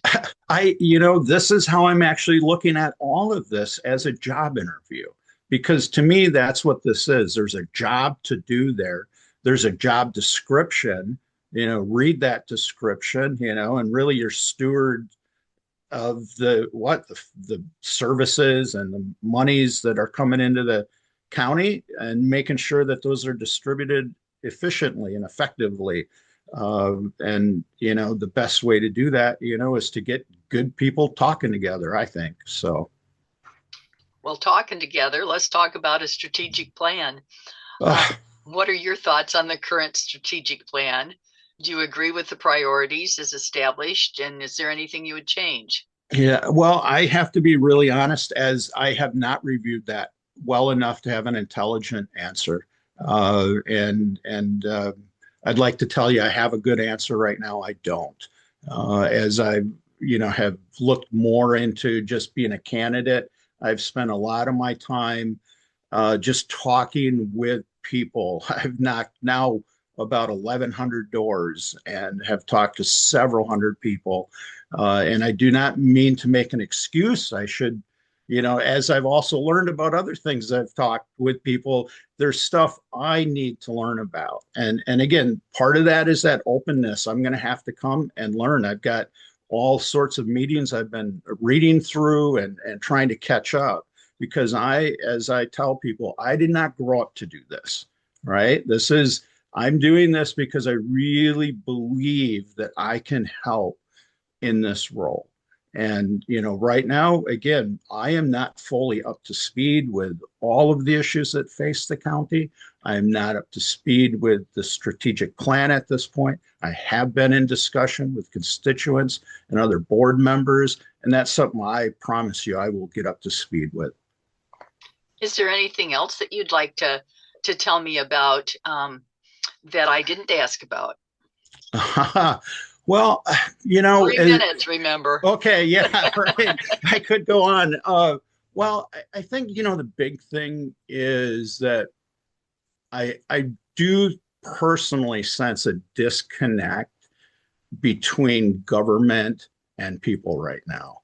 And so with that, it's how do we close that gap? How do we realize in some way that the government we have at the county level in particular is there to serve the needs of the people. And that if we have county board members, county executives, our agencies, all sitting down at the table to discuss what's facing us in real time, about real issues, we're much more likely to serve the real needs of the people. And as someone who has been into quality management for a long time and trained a lot of people, I believe in teamwork. I believe that is really the main thrust of the county board is that if we work together, we have a lot of power. We disempower ourselves when we blame others, when we blame other ideas. That is not going to be helpful. So if I were to really conclude with anything, it is that idea that people would like to see their needs being served and that they get it in a real way that's tangible to them. And that there's a disconnect when I talk with people in the county. I mean, even some of the questions you asked me, right now, I don't have really good answers, honestly, but we can get them and we can get the good information if we do the work. And teamwork requires attention. It requires openness. It requires communicating with each other for the goal of serving people. Great. Thank you, Rich. Oh, I really you're more than welcome. appreciate you taking your time. I know you've been knocking a lot of doors and that takes a lot of time. So we Oh, yeah. appreciate that. And just really appreciate you running and having the time today to tell us about Oh, it. So absolutely. I think this is very important. I think it's very important what you're doing, and I want to be part of it. great. Thanks so much. Well, thank you. Hi, I'm here with Brenda Pluchinski, who's running is currently representing District 23. Correct. And Brenda, let's just start out with letting you tell us why you're running for this office again. Well, first, I'd like to thank the League of Women Voters for putting this together and you, Margy, for hosting. I do appreciate that, getting out the information to all our voters so that they can make informed decisions at the polls. Yes, I'm the incumbent. I took over the position in July of 2025. And one of the main reasons is I've been a resident of Winnebago County for 26 years, living in District 23 for 19 of those years. And we love Winnebago County. I started working for the town of Omro back in 2022.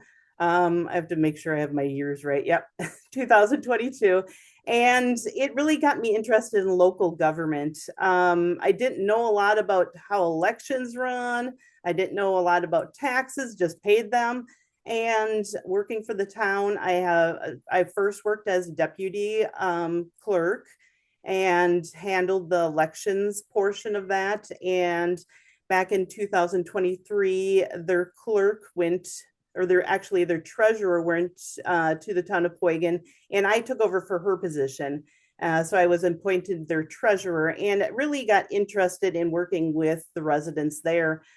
So when this position was vacated, when Kobe Schellinger went to work for Gordon, I found out about it and I've really found an interest in it because I really wanted to be more active in local government in my community. Like I said, I love Winnebago County, all of it, but especially I want to inform the residents of my district what's going on so that they can know a little bit about what affects them, help them understand the taxes and all of that. And pretty much that's why I decided to get more involved. I always like looking for a new challenge, and this has really proven to be a great challenge for me. So hopefully I'm doing a good job so far, and I look forward to continuing.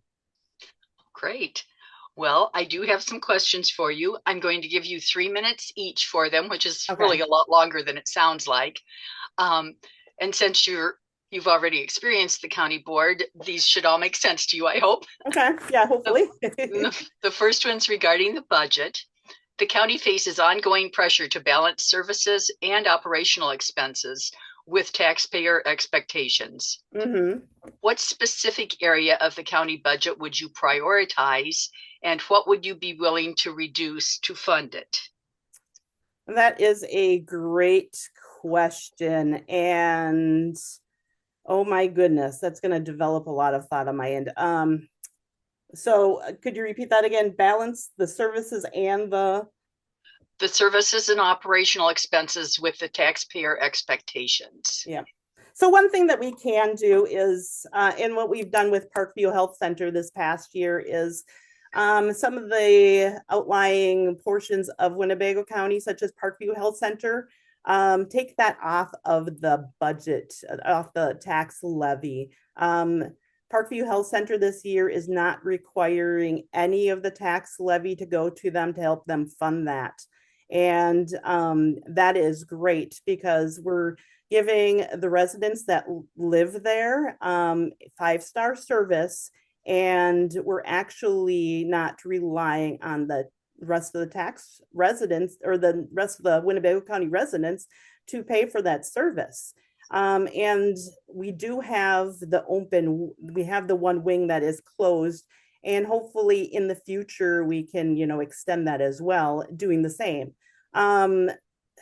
I know that this coming Tuesday night, I don't know when you're going to air this, but we are going to be talking about the rental rates at the Whitman Airport.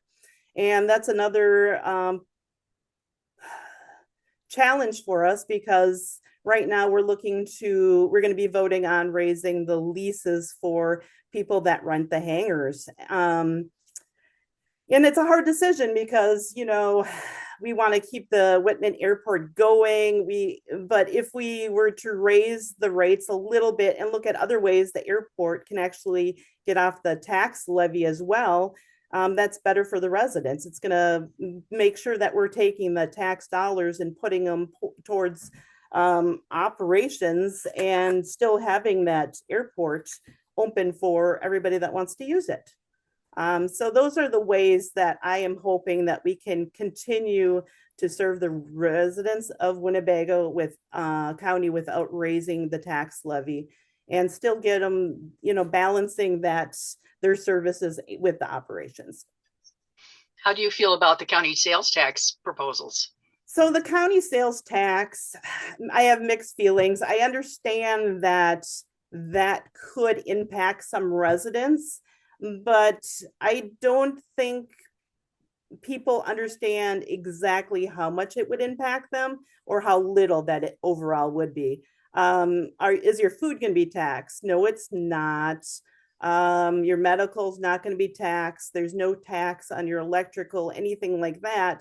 The tax would be more for like buying clothing. It would go towards entertainment, that kind of stuff. And it's 0.5%. So it's not a lot, but at the same time, I do understand that a lot of my constituents lived on fixed incomes. We have a lot of older residents, as well as those that live in apartments that, just are living paycheck to paycheck. So it's kind of like balancing that. You know, ideally it would be nice if we could just have a tax for like residents, or not for residents, but for tourists that come here for EAA.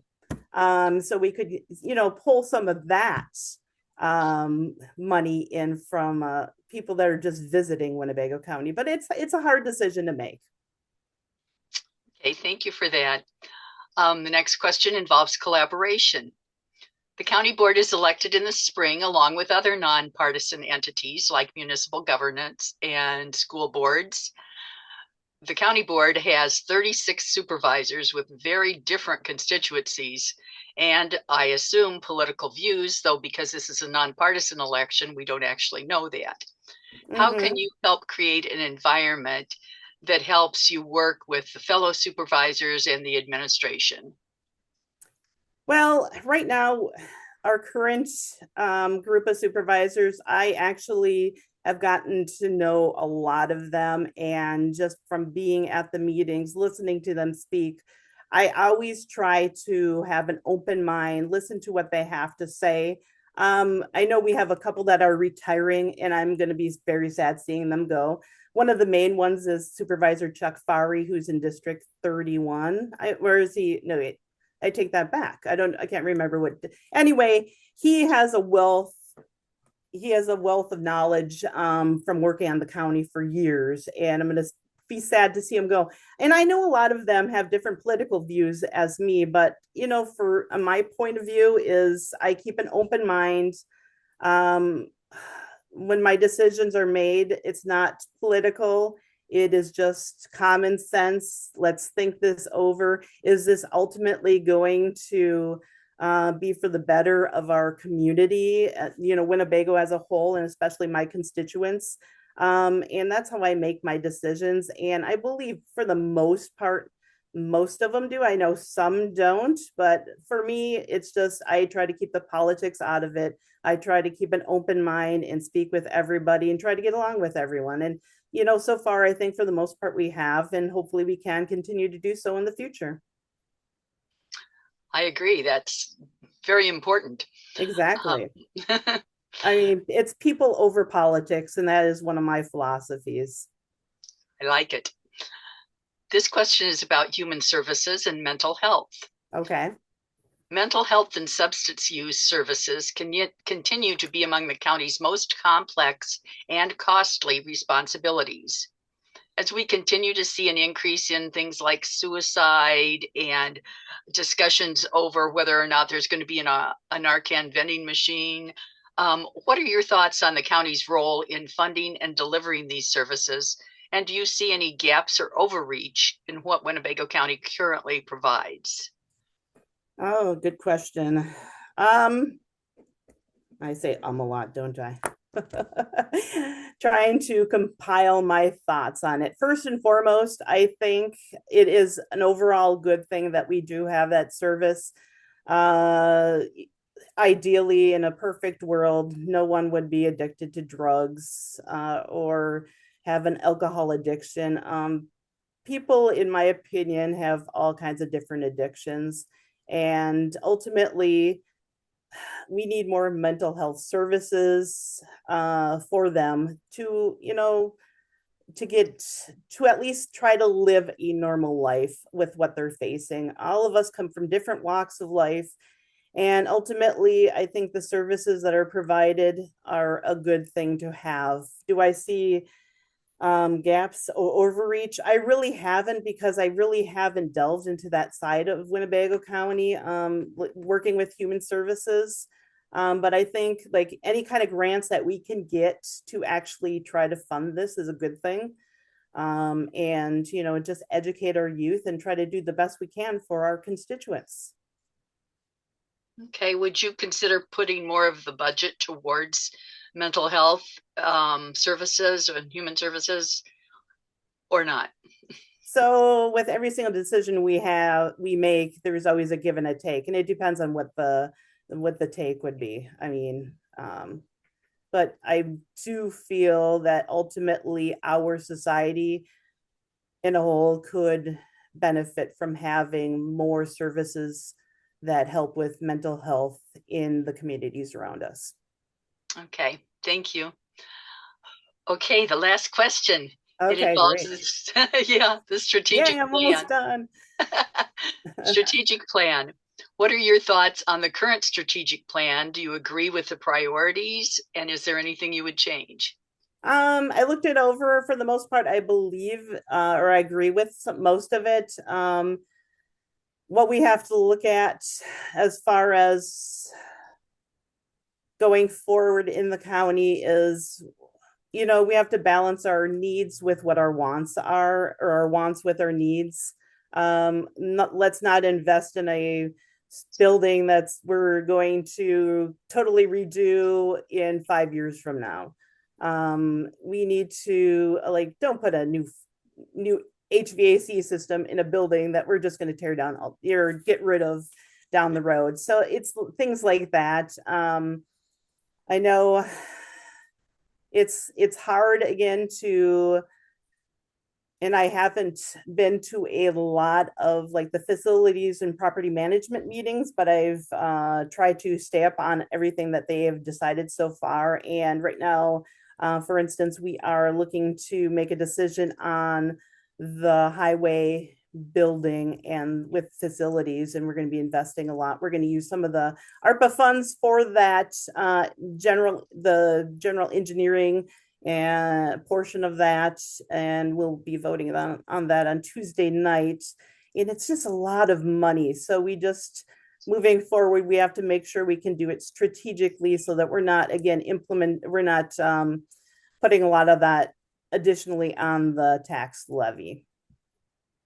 I don't know if I answered that. That was well, everybody answers differently based on what you're thinking about it, so that's fine. Is there anything that I didn't ask you that you wish I did that you'd like to comment on? I don't really know.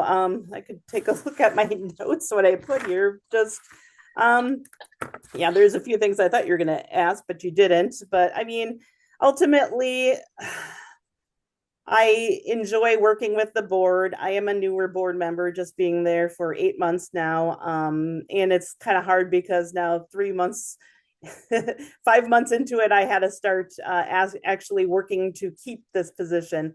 And I really hope that the voters in my district look to me as having first of all, I do have a little more experience working in the local government. I do have a degree in engineering, but I work for the town of Omro, and I do work on the tax side of it, understand a little bit better. And I just want to bring some of that, continue to bring that into Winnebago County's board and continue making great changes and have positive outcomes for my constituents.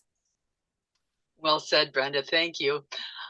In answer to a question that you posed way early on, these recordings that I'm making with all the county board supervisors that are willing to talk to me, and that's not everybody, they'll all be released at once by me. Okay. And then they'll be posted. And I don't know exactly when they'll be posted, but I will not be doing any more after Sunday. Okay. So it's possible they'll get up Monday or Tuesday before your meeting, but probably not. Okay. And I realize the election is coming really soon. It just sneaking up on us there. So we'll get them posted absolutely as soon as possible. The absentee ballots will be going out on next Tuesday, the 17th. And then spoken like a true clerk. In-person voting will start on the 24th. So great reminders. Thank you. You're welcome. Okay. And thanks so much for speaking with me. I really do appreciate it. It's my first time, so hopefully I did okay. It's easier to put your words on paper than it is to speak them out loud in person. So I think you did just fine. Via Zoom. So thank you. Thanks. Have a good day. Hi, I'm here today with Bob Peschel, who's running for District 19. Bob, let's start with letting you tell us a little bit about why you're running for this office. Sure, I'm running for this office because I still feel the need to serve my community. I've lived in District 19 for going on 20 years. I have worked in District 19 for 20 years, and I have taken part in all of the amenities of District 19 of in the Winnebago County Board for 20 plus years. So it is home to me. It is an area that's extremely important to me, and it's an area that I've represented before, and so continuing to represent this district is important to me. I believe that I have the skills, the experience, and the knowledge that's needed to be a great representative for District 19. Great. Well, let's move on to some questions about the county board then. I'll give you 3 minutes for each of these. You don't have to take all the time, but you have that much if you want it. The first one's regarding the budget. The county faces ongoing pressure to balance services and operational expenses with taxpayer expectations. What specific area of the county budget would you prioritize, and what would you be willing to reduce to fund that? The areas that are the most important to me are social areas, areas that uplift people in need of Winnebago County services. Keeping our fees and everything in a manageable state is really important. But human services are absolutely in a spot where they need to be maintained, and in some cases increased to be able to provide more support to people in need in our community. We are seeing that it's not just a taxpayer or homeowner issue that's taking place here. These are all people who live, rent, play, work in our county that need this level of support, and we're at a time where people need much more than what we're able to provide. And so I'm willing to invest more into that. That looks like housing, that looks like mental health services, that looks like undoing homelessness in our community, responding to that in a systematic way. And ways that we can do that is that we can do this in ways that that I think can still prioritize things that are important for everyone, maintaining a low tax base, not raising taxes, even extremely or even just a little bit. These are all investments in human services in our county come back to us almost fourfold in regards to, if people are able to retain jobs, go spend their money, it comes back to us in the form of a sales tax or other property taxes in all those ways. So really, our investment is best to be put into the people of Winnebago County. Well, great. What do you feel about the potential county tax that may be added, the sales tax? For me, the sales tax is all about where we want it to go. So I honestly was a proponent of this when I was on the city council several years ago, and was looking for ways to reduce the expense of the taxpayer, of the homeowner, in regards to street repair. And we floated ideas of doing a 0.5% sales tax at that time, and it would have allowed every municipality in the county to be able to have extra resources to put towards what is beneficial for their community, and would have reduced street expenses to the taxpayer, to the homeowners in the Oshkosh and specifically the Oshkosh area, but it would have provided some relief countywide as well. So again, looking at what each proposal is really important, what that was looking at, but I'm definitely open to seeing what that looks like and how the municipalities and the towns and the county overall could have challenges related to a sales tax or even have benefits related to it. Okay, thank you. Let's talk about collaboration. The county board is elected in the spring along with other nonpartisan entities like municipal governance and school boards. But the board also has 36 supervisors with very different constituencies, and I assume different political views, though we don't know because it is a nonpartisan board. How can you help create an environment to work with fellow supervisors in the administration? Yeah, this is the exciting part to me. So I have 13 years of elected experience between the Oshkosh Common Council, the school board, even president of the school board for just under 2 years, and some time on the Winnebago County Board representing District 19. Um, though those times were some very challenging times in regards to how COVID is impacted our community, but I was able to work through that. I was able to maintain strong relationships across elected bodies. I even served multiple bodies at one time, and found that I was a relationship builder versus a relationship destroyer. So, and I think that's really important in this day and age is that we cannot build collaborations without being open-minded about what our people on the other side of the aisle think about things. We need to work to find common ground across the board in order to be successful as a body of government that wants to represent its county, it's all of its constituents. So I have 13 years of elected experience doing that.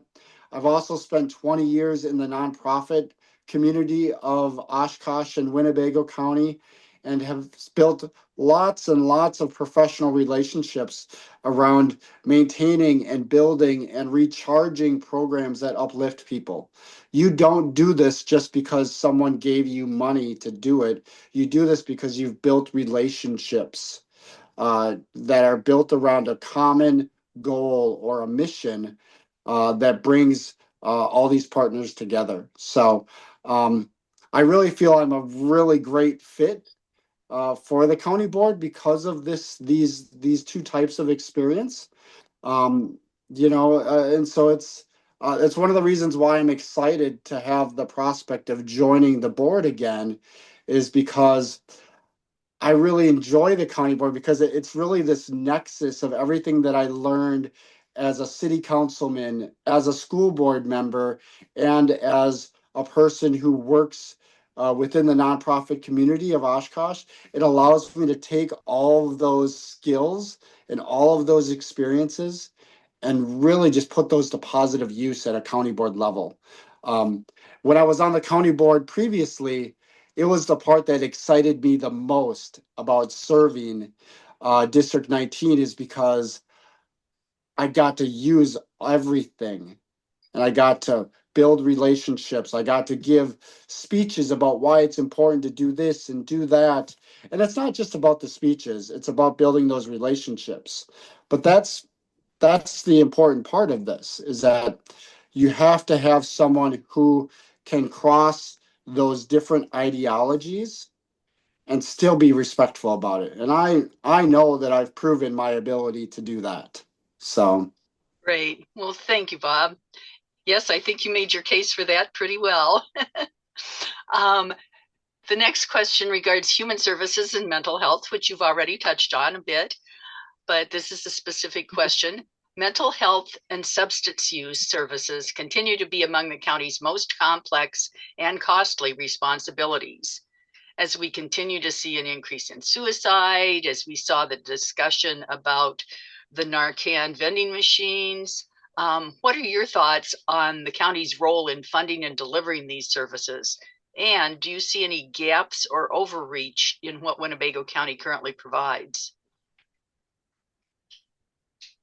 I'll be absolutely honest. It's my opinion that this is part of what Winnebago County's role is to do. So is to provide a response and to provide support and services in this area. It's an area where I feel like we can do more investment. What we're not also talking about is the nexus of all these other issues that are connected to addiction, connected to mental health, that are also affected because of these areas. And we're talking about housing. We're talking about providing housing that is built around the needs of people versus built around just the needs of a budget sheet and such. And so for me, I am a holistic thinker and person who believes that a response needs to uh, look at that, needs to look at the whole person when it comes to that. So I feel that though our county is doing a great job in its response uh, to addiction in our community, it's other areas that are lacking that I think are going to challenge the long-term success of people who are struggling with mental health and struggling with addiction. And that means having access to the right services, having access to the right type of housing, maybe even, looking back at how we handle evictions in our county as well. And looking at that is really important. So, but 1 in 5 people live with mental illness. So this isn't just something related to someone who is receiving support services from Winnebago County, or it's not just related to addiction of all sorts. This is a community-wide issue. You and me have someone in our family who live with addiction or live with addiction and or mental illness. It is just that commonplace. And once we recognize it and we create the most compassionate and life-building response to this, that's the only point that we're ever going to make change on it. And Winnebago County has a significant role in that in regards to the services that we provide and the supports that we use as a response to addiction and mental health. Okay, thank you. I thought you might have a little bit to say on that subject. The last question is about the strategic plan. What are your thoughts on the current strategic plan, if you're aware of it? And do you agree with the priorities, and what would you change? I'm going to be honest with you on this one, is that I have not focused a lot on the strategic plan in building up my campaign, because it's I partially believe that is something that the county executive is meant to roll out and build up with staff, and we are to help enhance that as a county board. I can tell you that I was a proponent of creating that strategic plan, and strongly advised the previous county executive of ways that we could do that and how that should be a focus for the county. But I myself am more focused right now on looking at ways that I can better enhance building relationships in the county that I think I think are absolutely instrumental to the maintenance and the creation of a strategic plan. So, but I'll be honest with you, I haven't looked at it yet. Because That's fine. A lot of people you know, have it, I'm learning, so so not a problem. I'm not going to sit up here and give lip service to it at all. Other than I think having a strategic plan is something that we need in our community, in any form of government, in any organization, whether it's a business or a nonprofit. Having some type of visioning gives us direction of where we need to go, how we want to get there, how long it might take, what the challenges are. It gives us a roadmap, which, before a couple years ago, we didn't have that roadmap.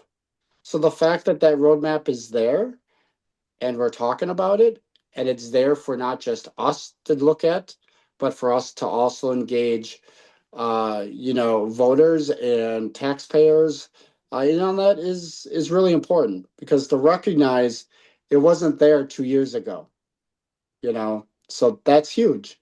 So I like strategic plans. They give us direction. So Good. Okay, well, is there anything that I didn't touch on that you would like to take, let's say, 1 minute to share? Anything that you'd like to talk about? I don't know, but I think it's just really important to think about, how the candidates who are running for county board engage. I've engaged a little bit differently and a little bit less this year on the campaign trail, but I also have tons of experience doing this. And I think it's really important to really think about civic engagement through this process, and how those of us that are running for this office take part in engaging the areas that they want to represent. So my area is District 19. It's an absolute area of interest to me. I've lived here for 20 years. I am looking to create a community engagement plan for District 19, where I will meet with constituents in my community, in this neighborhood, in local businesses. I'm planning on creating a podcast which highlights our district as well, and promotes our district. And then I'm planning on taking issues that need further education at a county board level and having these issues talked about within District 19, like at the library or at a coffee shop or somewhere downtown, so that citizens of District 19 can get a better understanding of what's going on at the county board level. And I already Great, have Bob. it. Thank you. Thank you. I understand. Cut me off. 1 minute, I told you. Well, thank you so very much for meeting with me. I really do appreciate it. Not all the supervisor candidates that I've reached out to have agreed to, and we really appreciate your participation. So thanks, and good luck on April 7th. All right. Thank you.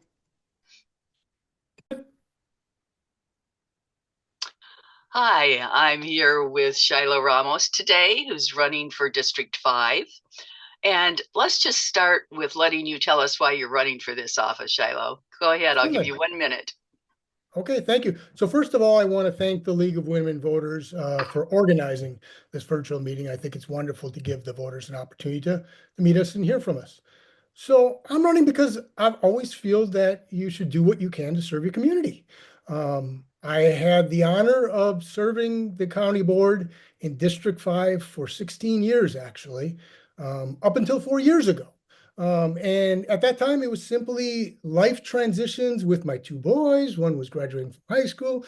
One was about to get married and moving on to Madison. My wife was considering, or actually in a career transition.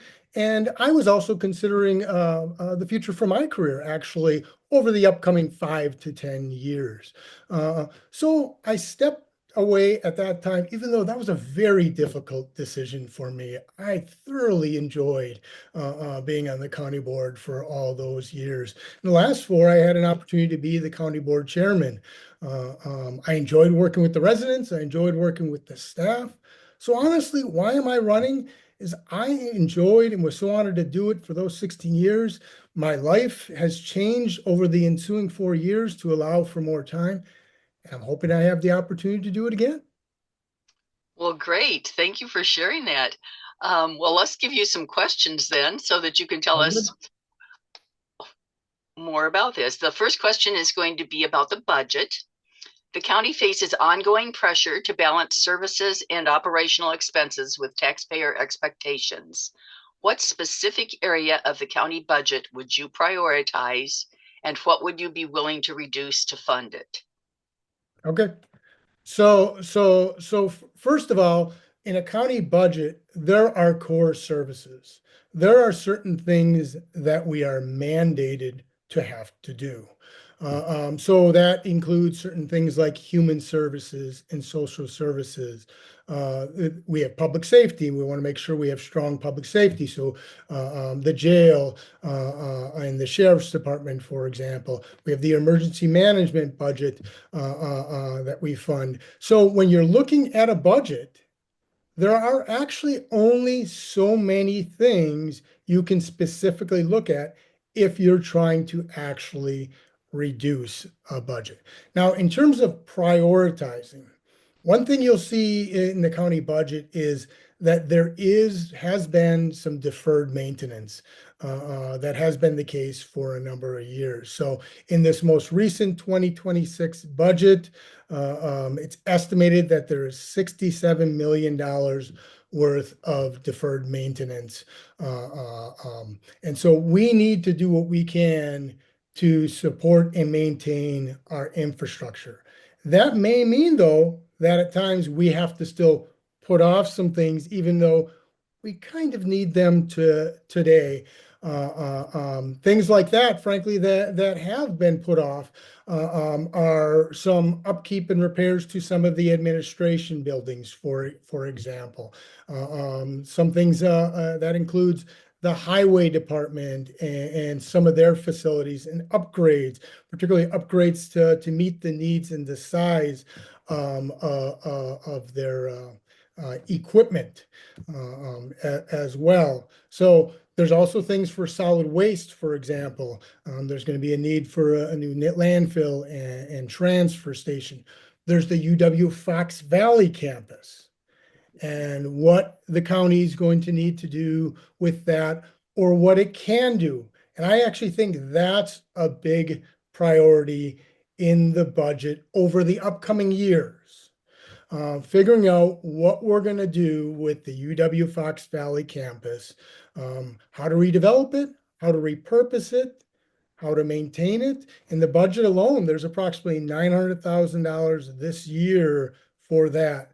So it's very important that we develop a plan to redevelop it, repurpose it in some way, so those continued upkeep costs don't continue year after year, because you really are talking about $1 million with that. Okay. Well, it's obvious that you know exactly what's going on at the county board. You didn't lose anything during that time off, I would say. Okay, well, the next question is about collaboration. The county board is elected in the spring along with other nonpartisan entities like municipal governance and school boards. But the board also has 36 supervisors with very different constituencies and, I assume, political views. So, of course, as a nonpartisan board, we wouldn't know that. How can you help create an environment to get everybody working together, you and your fellow supervisors and the administration? This is a very important question and a very important topic.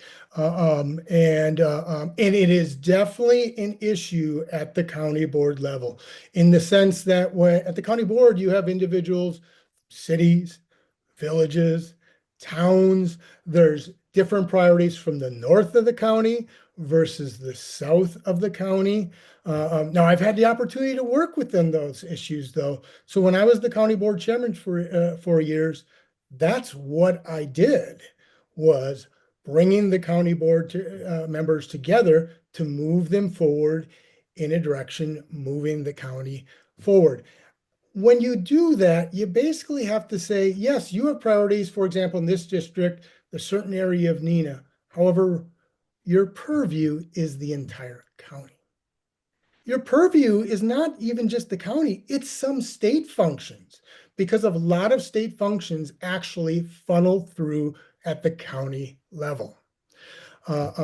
So what I would tell you with this is civility in government is very important at the county board level. You have so many people from different walks of life, different areas. So how you conduct yourself and you interact with those individuals is very important. I frankly enjoy that. That's actually one of the things I love about the county board, is that it is so diverse. There are so many different types of people. I really enjoyed doing that. I feel that the record of me being the county board chairman shows that the county board supervisors felt that I was that type of person, and then reelected me again, because I believe they also felt that I was that type of person. The other thing that's important, I would tell you, is keeping open access. Now, what do I mean by that? So when I was the county board chairman, I felt it was so critically important to allow the public to speak at those county board meetings, not just to speak on an agenda item, but under anything that they wanted to talk about. Why? Because they may come up with an idea that's not on that agenda today, that down the road just might be. Likewise, I felt it was very important that any county board member who had an idea of something they wanted the board to consider, that they had the opportunity to have that on the agenda. I'll be honest, there were some county board members who felt differently about that view, but I was trying to be consistent that if someone had an idea, they were going to have the opportunity to have their voice heard. So I was consistent with that, and the county board members knew that. If they had an idea and an interest, I was going to give them the opportunity to put that in the agenda so that they had an opportunity to speak to it and others had an opportunity to hear about it. I think that fosters a certain environment. I hope it does. That certainly was my goal throughout in doing that. Okay, thank you very much. And thank you for using the word civility. That's one of my favorite words. And we see too little of it. The next question in regards human services and mental health. Mental health and substance use services continue to be among the county's most complex and costly responsibilities. As we continue to see an increase in suicide, as we have the, I know there was some controversy as they were rolled out with the vending machines for the Narcan. What are your thoughts on the county's role in funding and delivering these services? And do you see any gaps or overreach in what Winnebago County currently provides?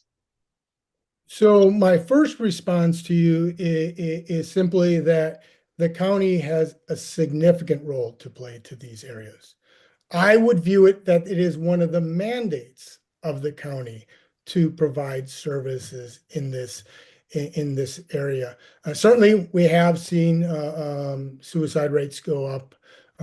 We've seen overdose rates go up over the years. Frankly, in my work, in what I do, I've unfortunately seen some of that as well. So I'm very supportive of the human services and ensuring to fund the human services at the level so that they can meet that, what I would view as a mandate to provide those human services in those areas and others. So my general view is I'm a strong supporter of the human services. My goal is always to look for ways that we can promote and show folks what the opportunities are there for them to utilize from those human services. Sometimes people just don't know what's there and available to them. That's very important. So outreach and publicizing what we do, what we can do is very important. And so I'm very supportive of that. Great. Wonderful. Do you see any gaps in the service that need to be filled? Well, so I haven't been on the county board for 4 years, so I want to be careful of anything what I'd say because I might be incorrect. However, there's always a gap at this point when it comes to mental health in the sense that while we're doing what we can, we need to continue to try to do more. So I can't speak to, and I always want to be truthful, I can't speak to if there's definitively a gap, but there's a gap in terms of where we're at, I believe, and where we want to be. And that's, I mean, many less suicides, overdoses. I mean, the goal is 0. We realize that's not realistic, but the goal is less. And that goal is not going to change in any given year. So there's a gap because there's still too much of it. Okay, thank you very much. Last question. Strategic plan. What are your thoughts on the current strategic plan? Do you agree with priorities and what would you change? So I actually took a look at it last night. I believe there are 5 different pillars. So I think overall, I am supportive of that plan. I'm particularly supportive of the areas in regards to affordability. As we all know, costs of living are going up. Obviously, right now, fuel costs are going up, but daily necessities are going up. Housing affordability is going up. There's a pillar in there that specifically talks about housing. Actually, there's a specific pillar in there that talks about leadership and good governance. And so in my view, that goes back to that civility that we were talking about earlier. It sounds like a buzzword, except so many things filter from it. The public wants us to get things done. And they want us to work together to do that. So you have to have civility in government when you do it. I was happy to see that was one of those pillars in there. I also saw one about some economic development. Of course, I want to see that. We are bound in the county by the net cost of new construction. So that was only 1.4% last year. The more economic development we can do, the higher we can increase that net new construction above the current 1.4 level, the stronger and more robust of a budget that we'll have. So first of all, I was glad to see that they did one. So that one spanned from 2025 to 2029. So the first was just the fact that they did it. But I did like some of the pillars related to the affordability of housing, the economic development, the leadership in governance that I saw as well. Excellent. Is there anything that I didn't ask that you would like to share with your potential constituents? No, I guess what I'd say is first of all, I'd like to thank you again in the League of Women Voters for providing this forum. I certainly want to thank the viewer, any of the viewers who are watching this. Certainly, I greatly appreciate their interest and their engagement. I guess I would just say I was honored to do this for 16 years. And I'm just hoping to do it again. My life circumstances have changed that allow me even more time now than I did 4 years ago. And I guess I'd leave you with this. Democracy works best when everyone participates. So to all the viewers out there, you're participating. So thank you for doing that and giving me the opportunity to speak to you and hear my thoughts. Thank you so much for agreeing to do it. We really appreciate it. Hello, Brandon. I'm happy to be here with you today. This is Brandon Ramus, and he is running for District 6. Go ahead, tell us a little bit about why you're running for office. Yep. So about a year ago, I moved up to Wisconsin with my job. It's my wife and my 3 kids. I really decided to get into politics about a year ago, or I should say maybe 6 months ago, when the sales tax was starting to be talked about in the county. Obviously, myself, just like many other people, it's kind of not. It can be week to week for some people, month to month. You know, some people struggle a little bit. I certainly struggle. So the thought of a sales tax was not something I was happy about. And thankfully, it got shot down. They didn't go forward with that. But that's kind of what got me involved in the first place. Okay. Well, I have some questions for you. I'm going to give you 3 minutes apiece for them, and I'll ask them. And yeah, let's just jump in. So the first question is going to be about the budget. The county faces ongoing pressure to balance services and operational expenses with taxpayer expectations. What specific area of the county budget would you prioritize, and what would you be willing to reduce to fund that? It's a good question. I think there's a lot of different things that the county is involved in, where I think we dip our toes a little too much in. We have certain things like the sheriff's office, which obviously needs to be funded properly. You have other things that I don't think need to be as heavily funded, like the DEI programs. And I think the biggest thing that we could probably look at would probably be trying to see if we could cut costs anywhere when it comes to highways, or really kind of just, I guess, looking at each individual department and seeing if there's any specific areas to cut. Not that we want to cut too much, but if there's anything that we could cut that is obviously not, I'm trying to think of the right word and I'm failing. Anything that's excess that doesn't need to be in there. So, if we have too many people being employed right now and we can cut a job, or kind of give different rules to other people, maybe consolidate roles to see if we could spare some money in that area. Okay, thank you. The next question regards collaboration. The county board is elected in the spring along with other nonpartisan entities like municipal government and school boards and stuff.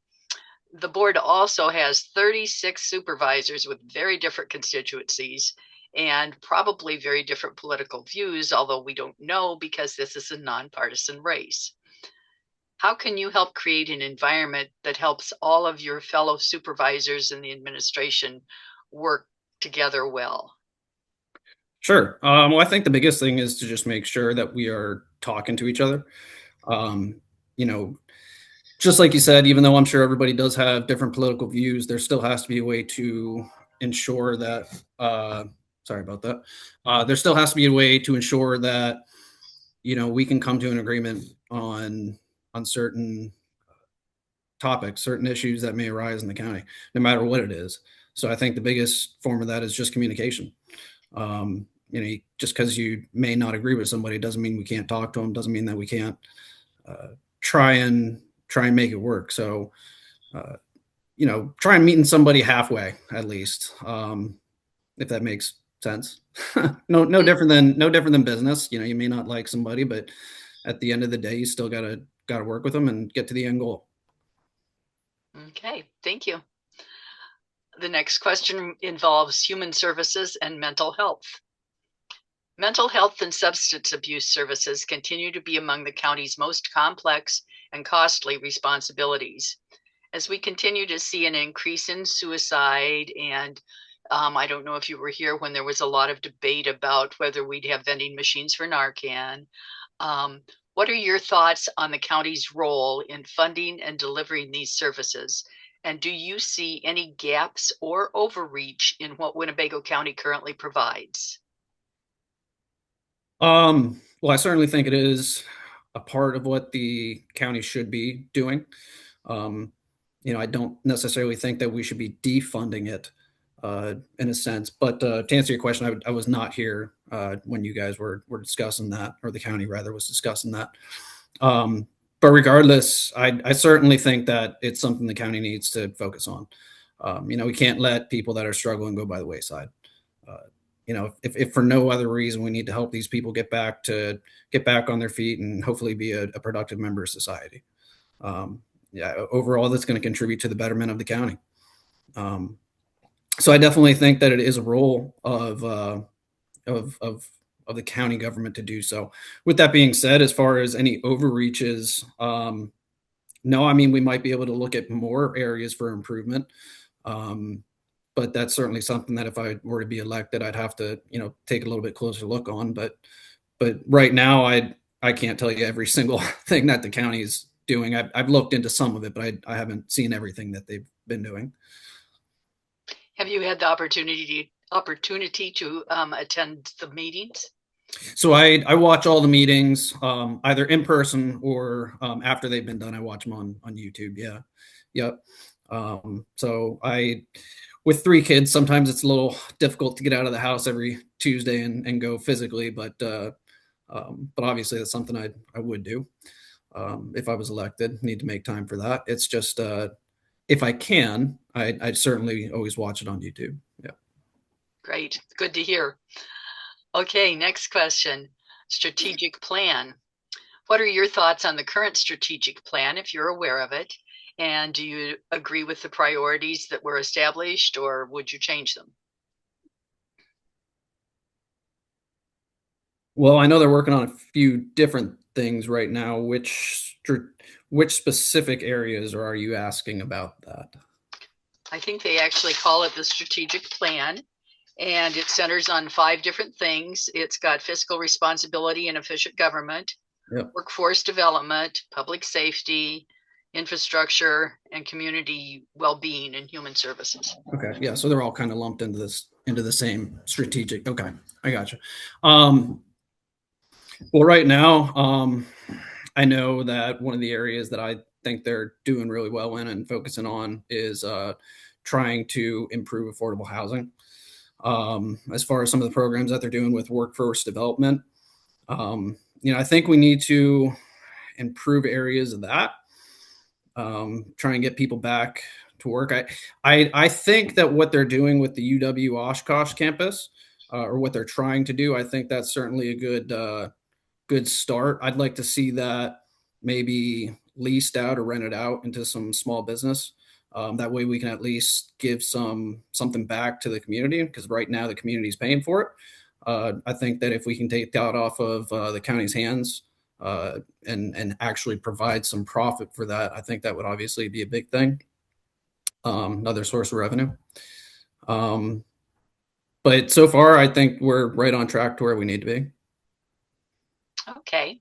Is there anything else that you'd like to share that I didn't think to ask you about? No. I mean, I think we went over kind of who I am real quick and what I stand for. So yeah, and I hope that answers some of your questions. It does. I appreciate it. And thank you for participating. Thank you.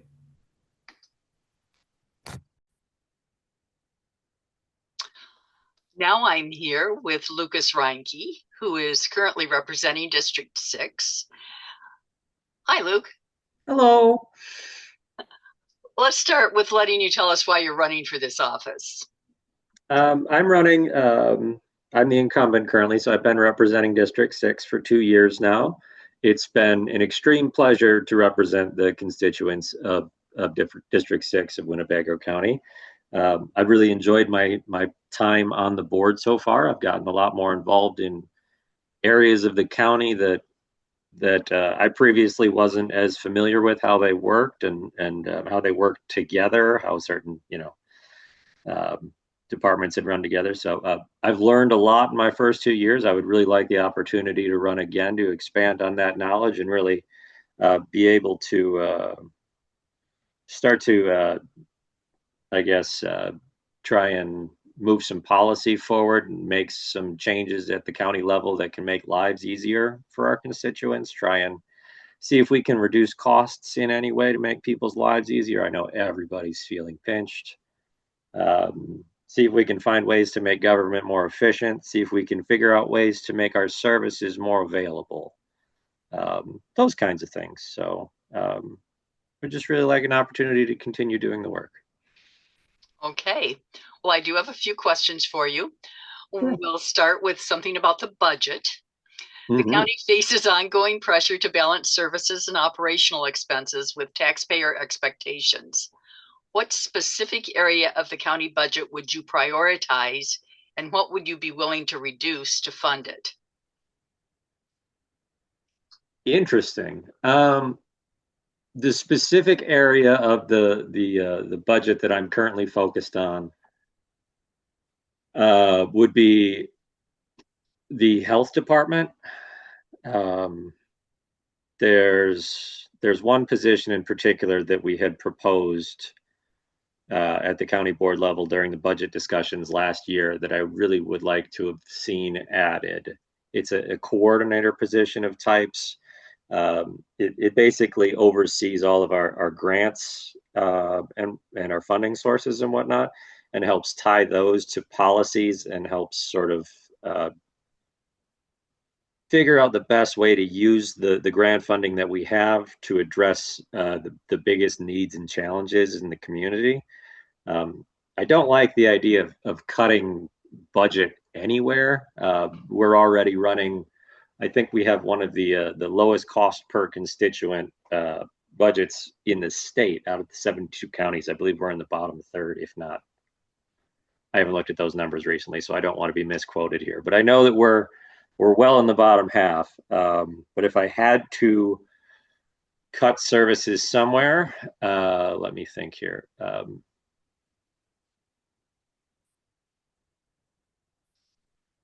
Man, I'm just going through all of our different departments through my head. I guess if I'm targeting anywhere, I'm probably going to talk to Health and Human Services or the Sheriff's Department, because those are our two largest budgets. One from a staffing perspective, and then one from an overall budgetary perspective. And I think I would, if I was going to try and do anything there, I would try and see if there was some places where we could sort of trim the fat on the margins without having to lose any people or lower any services. Okay, thank you. Well, now let's talk a little bit about collaboration. Sure. The county board is elected in the spring along with other nonpartisan entities like the municipal governments and school boards and such. The county board also has 36 supervisors with very different constituencies and probably different political views, except that we don't know that because it's nonpartisan. So how can you help create an environment where everybody can work together with fellow supervisors in the administration? Communication really is always going to be key when you're trying to get multiple parties to the table and getting people to agree on things to try and bridge gaps. You know, as clear and as concise of communication as possible, going into discussions open-minded. You know, you can have your priorities and your ideals going in, but you have to be aware that everybody who's going to be at that discussion, regardless of what the scale or scope is also going to have their priorities and their, you know, their demands that they need out of that. And you got to be willing to, you know, hear everybody out. That's not necessarily to say that you have to listen to unreasonable demands. You know, sometimes some people come to the negotiating table and they just shoot real high, and you got to be able to hear that and call it out for what it is. But I think clear communication is always going to be key when you're talking about so many, you know, different groups of people, especially when you talk about our county. It is a nonpartisan level of government. That is true. However, we do know that Winnebago County has swung back and forth between different presidential candidates, different state senators, different local levels. So it's a pretty purple county. We know that we've got 170,000 plus. We've got 65,000 roughly in the Oshkosh area. We've got, you know, 60,000 in the Nenamasha northeast corner of the county, and we've got, you know, the rest lives in the rural. So we're split pretty evenly among three pretty different areas. So yeah, there are a lot of different things to consider. There's urban living, there's colleges, there's rural living, there's, you know, agriculture, there's business, we're a microcosm of the state, we're a microcosm of the country. It's kind of why I like our little community here. Okay. The next question involves human services and mental health. Sure. Mental health and substance use services continue to be among the county's most complex and costly responsibilities. As we continue to see an increase in things like suicide or the extensive discussion about Narcan vending machines or whatever, what are your thoughts on the county's role in funding and delivering these services? And do you see any gaps or overreach in what Winnebago County currently provides? Well, there's always going to be gaps. There's so many different problems on a human level that face our constituency, right? There's all the problems that you just mentioned. There's food insecurity, there's housing insecurity. There's a lot of things that drive the issues that you just mentioned. So I think a lot of what we need to be concerned about is sort of addressing those root causes. And then listening to our constituents when they tell us that there are gaps in services is a big thing. When we've got people that are coming and giving feedback at the committee level, at the county board level, we need to be listening to those people, not just dismissing their comments as you know, somebody coming and saying whatever because they're upset. We really need to be listening to what they're saying. Maybe not exactly what they're saying, but the underlying issues that are driving the problems that they're facing, and we need to be addressing those. And yeah, part of what I mentioned earlier about that coordinator position in terms of the health department and coordinating funds and sort of allocating them where necessary sort of speaks to that, in that we might be misallocating some of our resources, but it's hard for us to know. We've got a lot of community partners that have their hands a little bit deeper into some of these challenges than we in the government do. I mean, we do our best, but we've got great partners at Pillars. We've got great partners at Solutions, Habitat for Humanity, Father Cars. There's so many partnerships that help with our endangered population, I guess I'll call it, our people who are seeing these issues on a daily basis. I think we really need to listen to them. When budget time comes up, we need to be looking at which projects that we're currently funding, which services that we're currently funding are seeing success, which ones aren't seeing the kind of success that we want to see, and we need to be willing to pivot. I was happy to see an increase in funding for our HELP program last year based on early success from that. It's helping prevent some of that homelessness issues, and then I think the other side of that is we need to keep encouraging increasing the housing supply in our area, because I think some of those issues are being driven by a lack of access to housing. They're very complex, so we won't dive too deep into this. I know that my time here is limited, but yeah, I think being communicative with our community partners and being willing to analyze our programs and really look for our successful programs and cut the fat on the ones that aren't being successful, and really try and target those communities that are seeing the highest need. Okay, thank you. And last question involves the strategic plan. What are your thoughts on the current strategic plan? Do you agree with the priorities, or would you change something? I agree with it in a sense, yes. When we created that document, the feedback that we were given over and over again was that it's a living document, that it can change over time, and that we're encouraged to change it over time as we see the needs of the community start to change. I think being that it's only a couple of years old and we're starting to see the administration attach new legislation, new resolutions that are coming through. We're starting to see them attach pillars of our strategic plan to those pieces of legislation, those resolutions, and sort of explain how they're addressing each of those issues. I'd like to see that continue so that we can start to track how we're addressing each of those 5 pillars before we start to change them. But yeah, that document I think is about 1.5 years old now. I would say probably sometime in this next county board, I would say is the time to start to look at those pillars and examine them, see what progress we've made, and if it's time to change any of them. But as it is right now, I would say off the top of my head, no. I don't think we've made enough particular progress to any one of them that we need to change it. There was one on there that was efficient government, which is sort of an umbrella term that you can't ever really sort of totally achieve. So I guess if I was going to change one of those, it would be that. But that's not to say that I don't want to continue to strive for a more efficient government. I think I would just like to see something in our strategic plan that could actually be planned for long-term and achievable. But other than that, no.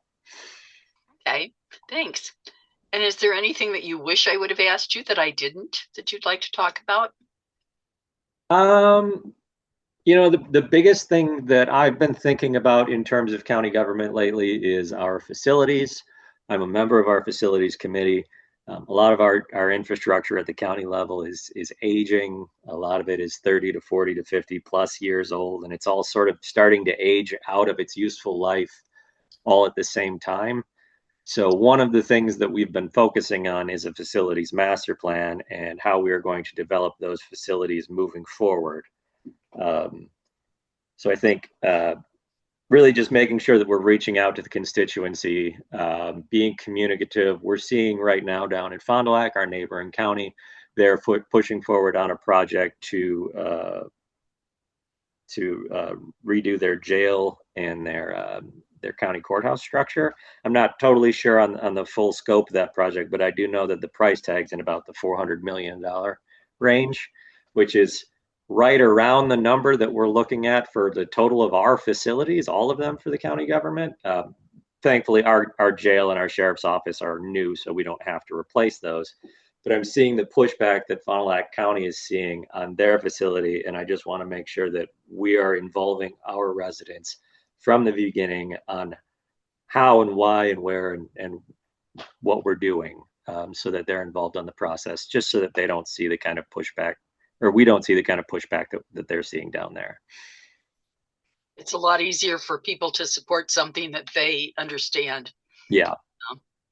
Okay, well, that's all I've got for you. I do want to thank you for taking the time to do this with us. It's really helpful, I think, for the voters to get to know you a little bit if they didn't already. Yeah. Thank you for your time. Have a great day. Well, thank you, Margie. It's been a pleasure to talk to you. You too. I'm here now with Toby Vanden Heuvel, who is running for District 12. Hi, Toby. Hi. Let's start out with letting you tell us a little bit about why you're running for this office. Yeah, sure. As Margie said, I'm Toby Vanden Heuvel. I am running because I've actually always been interested in civic kind of duty, and running for the office has been on my bucket list, honestly.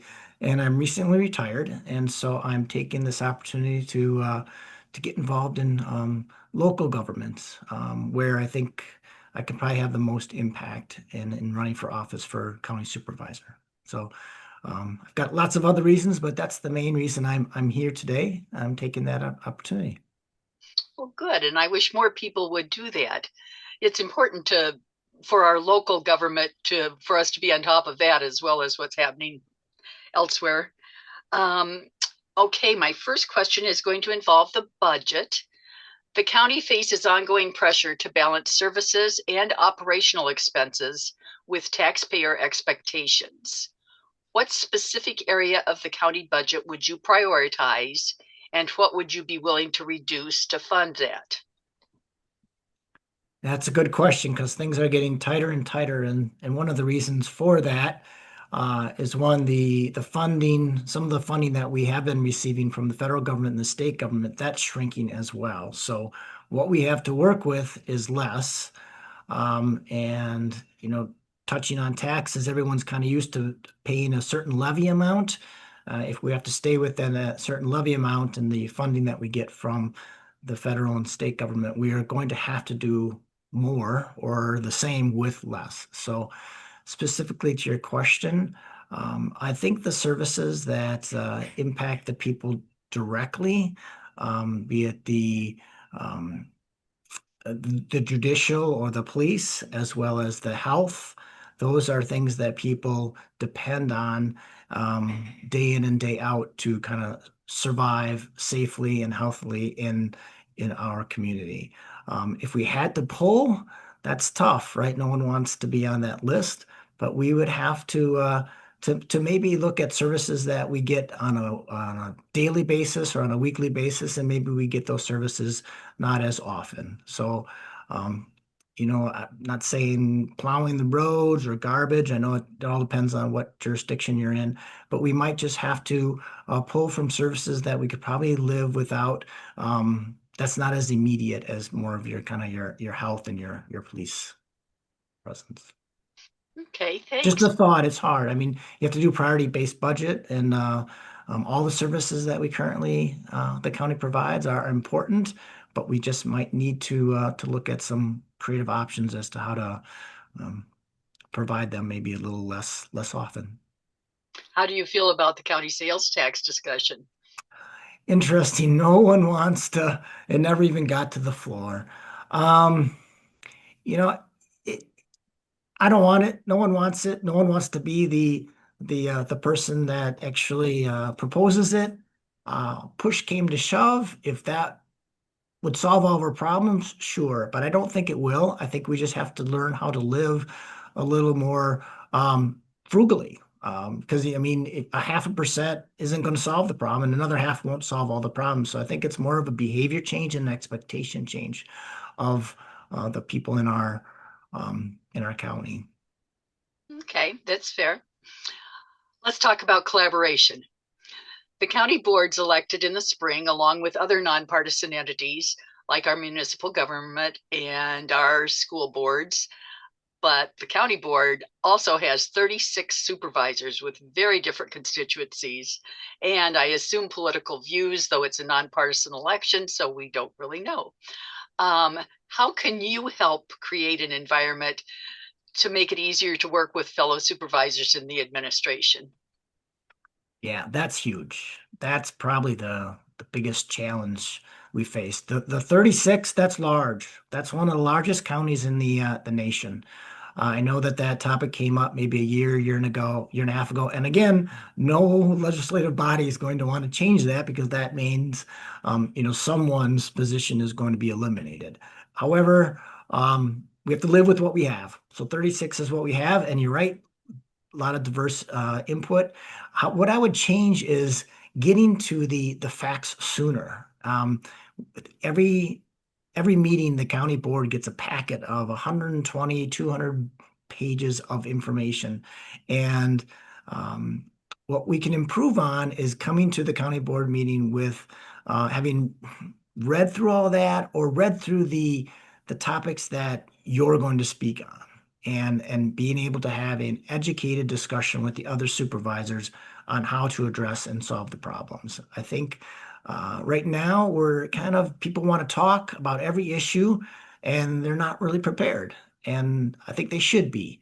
And that's what I'm willing to do. I have the time and I have the interest in, again, not knowing everything about everything, but a couple of the issues that maybe down my expertise or things that are important to my district, I will be prepared in discussing. How to affect that across all 36 supervisors, I think it's just, again, behavioral change that we need to just come to the meeting a little bit more prepared and have a good discussion. Because right now it's still fairly polarized and discussion based on sound bites. So true, especially before an election, I notice that every supervisor wants to have a say on everything so that their constituents know they're working. Right. So it's the worst time of the year for that, I guess. Next question is on human services and mental health. Mental health and substance use services continue to be among the county's most complex and costly responsibilities. As we continue to see in things like an increase in suicide, discussions over vending machines containing Narcan, what are your thoughts on the county's role in funding and delivering these services? And do you see any gaps or overreach in what Winnebago County currently provides? Yeah, so mental health, social services, it doesn't stop at the city line. So as far as should it be the county's responsibility, should it be the city's responsibility, it's all over, and it's not just Winnebago County. So it is a service that needs to be provided. Those people are of need, and I'd have to compliment the county. Really, they've stepped up, and over the last year, helped to improve and address this issue and improve the lives and the suicide and the overdose rate in Winnebago County. So again, kudos to whatever they're doing. We can continue. As far as overreach, I don't know. I mean, I think we have to respect, not every individual is going to want help. And I think if we go too far in trying to help everybody for every problem that they have, that would be a little bit of overreach. And trying to what's the happy medium? I think the happy medium is making sure at least everyone is as safe, not only for themselves, but for their neighbors, right? Because the homeless or you talked about the vending machines, there's always a concern of people gathering around that and not making it safe for the people who live around that. Again, I think the county has done a good job in placing those vending machines in an appropriate spot so that's safe for those people as well as the neighbors. So I guess my answer is continue to do all the initiatives we're currently doing, but this topic is going to come up because as you mentioned, it does take a large portion of the county's budget. So we're going to have to, again, continue to reach out to our partners. There's a lot of non-governmental agencies that are helping address this issue as well. So let's continue to do that. Okay, thanks. Yeah. And last question. Yes, we're there already. Strategic plan. What are your thoughts on the current strategic plan, if you're aware of it? And do you agree with the priorities, or would you change something? Again, kudos to the county over the last 2-3 years. That's something they really never had, that I'm aware of. So that exercise was good. Just as, again, people compare government with corporations. I'm guilty of doing the same thing. They are two totally different entities. However, kind of having a vision for our county is really important. And so this strategic plan is if you agree with the priorities or not, it doesn't matter at this point. It's something that is on paper that people can go back to and say, okay, this is what we discussed last year. This is what we discussed the year before. So as far as the priorities, I don't have an opinion at this point as far as like, would I change any of them? I was at the meeting where they reviewed them, and I guess having felt that they were in pretty good priority order, I think, again, I'm going to go back to trying to be everything for everyone is going to be a challenge. So when you have a strategic plan and when you have things prioritized, you're going to have to be disciplined about kind of sticking to that. There are some things that are going to have to fall off the table. And we just need to communicate to our constituents. Yes, all these things were a part of our strategic plan. But for this reason, that reason, we are only able to do a certain amount any given point in time, just at least so people know what the county can and cannot, provide for them. Okay. Is there something that you wish I would have asked you that I haven't that you'd like to talk about?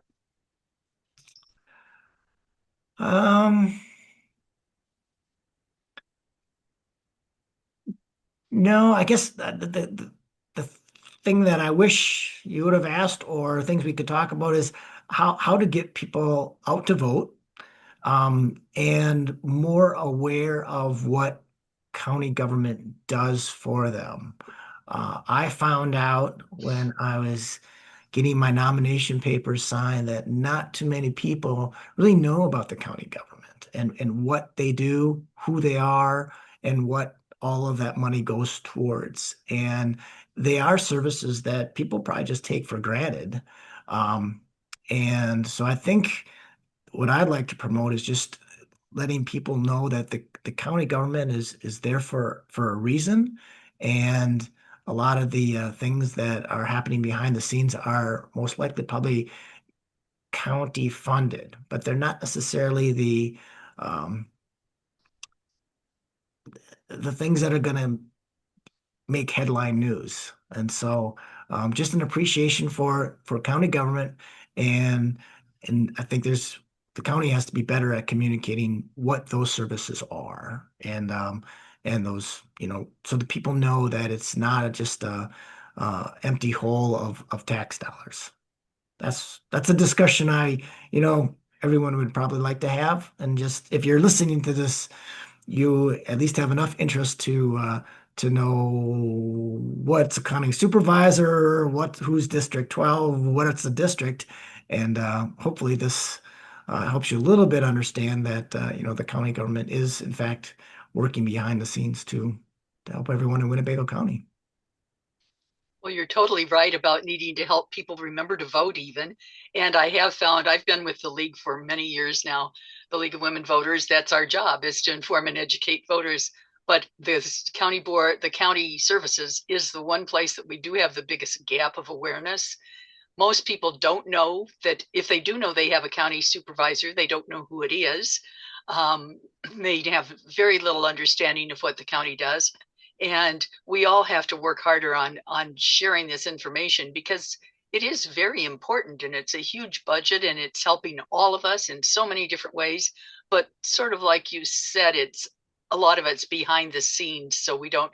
Now, come Monday morning, we may be noticing plows and be going Oh, yeah, that must be the county.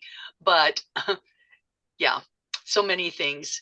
Well, thank you, Toby. I really appreciate you taking the time to do this. I know sometimes it's hard to find those few minutes, but I really appreciate it. And I'm sure that your potential constituents will too when they have the opportunity to get to know you a little bit better this way. Thanks for doing this. Yeah, thank you.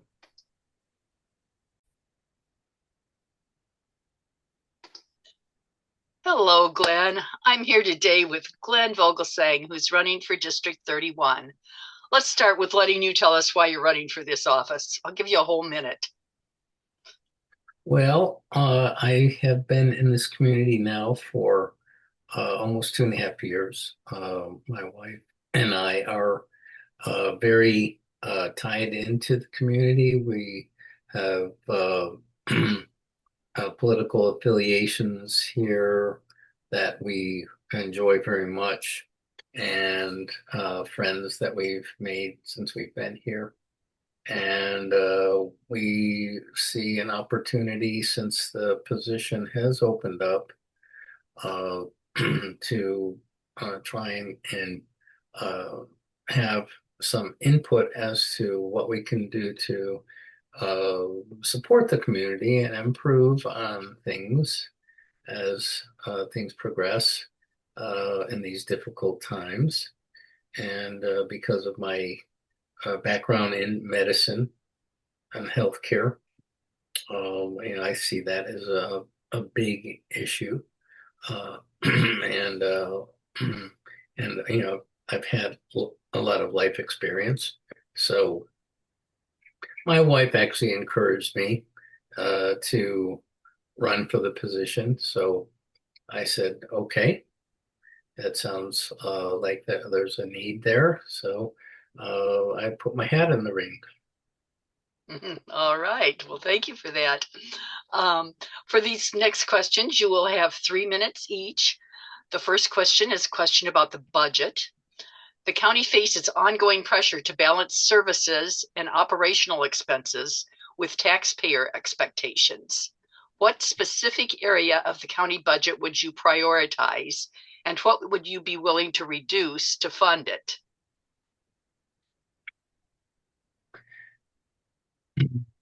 Well, I have done some research on the budget.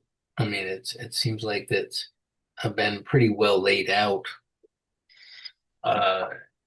For the projected budget for 2026, and I think that in terms of knowing exactly what people want or don't want to put their efforts towards, I think that probably requires some level of discussion. I'm not, obviously, I haven't been here as long as many people.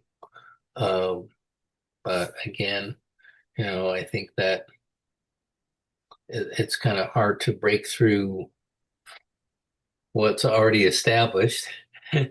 So, I mean, when I've looked through the budget and what they've broken that down into, the the eye diagrams of what goes where and what goes where, and how much is allocated to what. I'm wondering, is that set in stone? I don't know. I mean, obviously, we all districts have to come together as a community and decide what's good for everybody. Like from my district, I see, there's the shoreline population, and they have their issues. I think that globally, there is from my standpoint, I would like to invest more in healthcare and making sure that small businesses are able to get healthcare for their employees.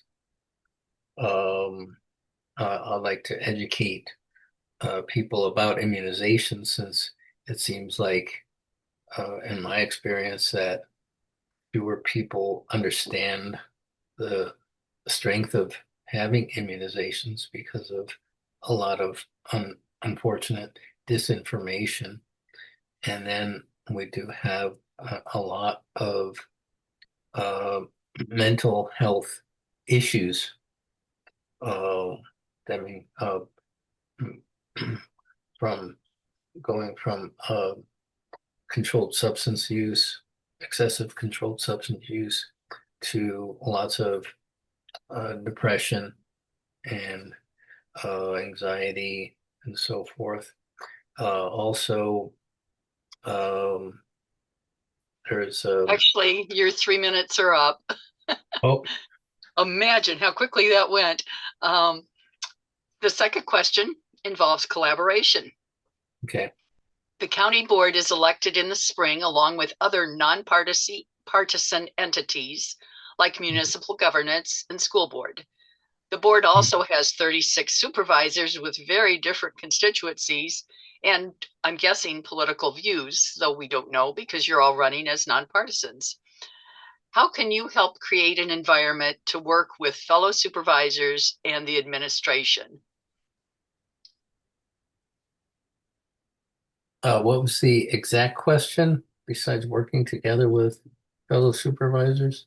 How will you help everyone work together, given the fact that there are 36 supervisors and very, very varied thoughts on things? Mm-hmm. Yeah, so from what I understand is that, as a county supervisor, I'll be involved in, you know, trying to help appropriate funds, vote on certain issues, and, how does that all filter down into what district, has more say in what happens. I'm not really sure. To work together to come to a common ground as to who needs more than another. I guess I would have to, you know, do some research as to what problems are common to all districts, but also what would be important for, a community as a whole to progress forward. For example, I mean, would clean energy be a place to go? I mean, we have a lot of wind here, right? I mean, to me, I mean, and we're not hurting for solar uh, energy either. I mean, I think that putting some effort towards wind energy and solar energy would be helpful. That would probably save a lot of money, and also I think everybody would be on board with that. The Winnebago Lake obviously is a big draw for everybody in the community. So how can we make that more of a drawing card for all people, more access to um, activities on the lakes, Lake Beatamore, Lake Winnebago Lake, and more access to the lakes. Um, uh, and going back to healthcare again, and I'm sure that everybody is interested in being able to have affordable healthcare, and there's a lot of people who can't get affordable healthcare at this point. So a lot of people have been taken off of healthcare. So how do we get people onto Badger care? And I think that's it's probably some of the major things right there. Okay, thank you. Well, you're going to love the next question because this one is all about human services and mental health. Mental health and substance use services continue to be among the county's most complex and costly responsibilities. As we continue to see an increase in suicide, as we've seen the county board approve finally the now I can't remember what they're called, the machines to provide Narcan, for example, the vending machines, and other things like that. What are your thoughts on the county's role in funding and delivering these services?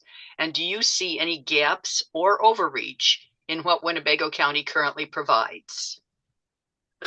Yeah, what I see is that people that are on methadone clinics are not being weaned off of methadone. That's very concerning to me. Methadone clinics are not supposed to be a forever thing. You're not supposed to be on 160 milligrams of methadone for the rest of your life.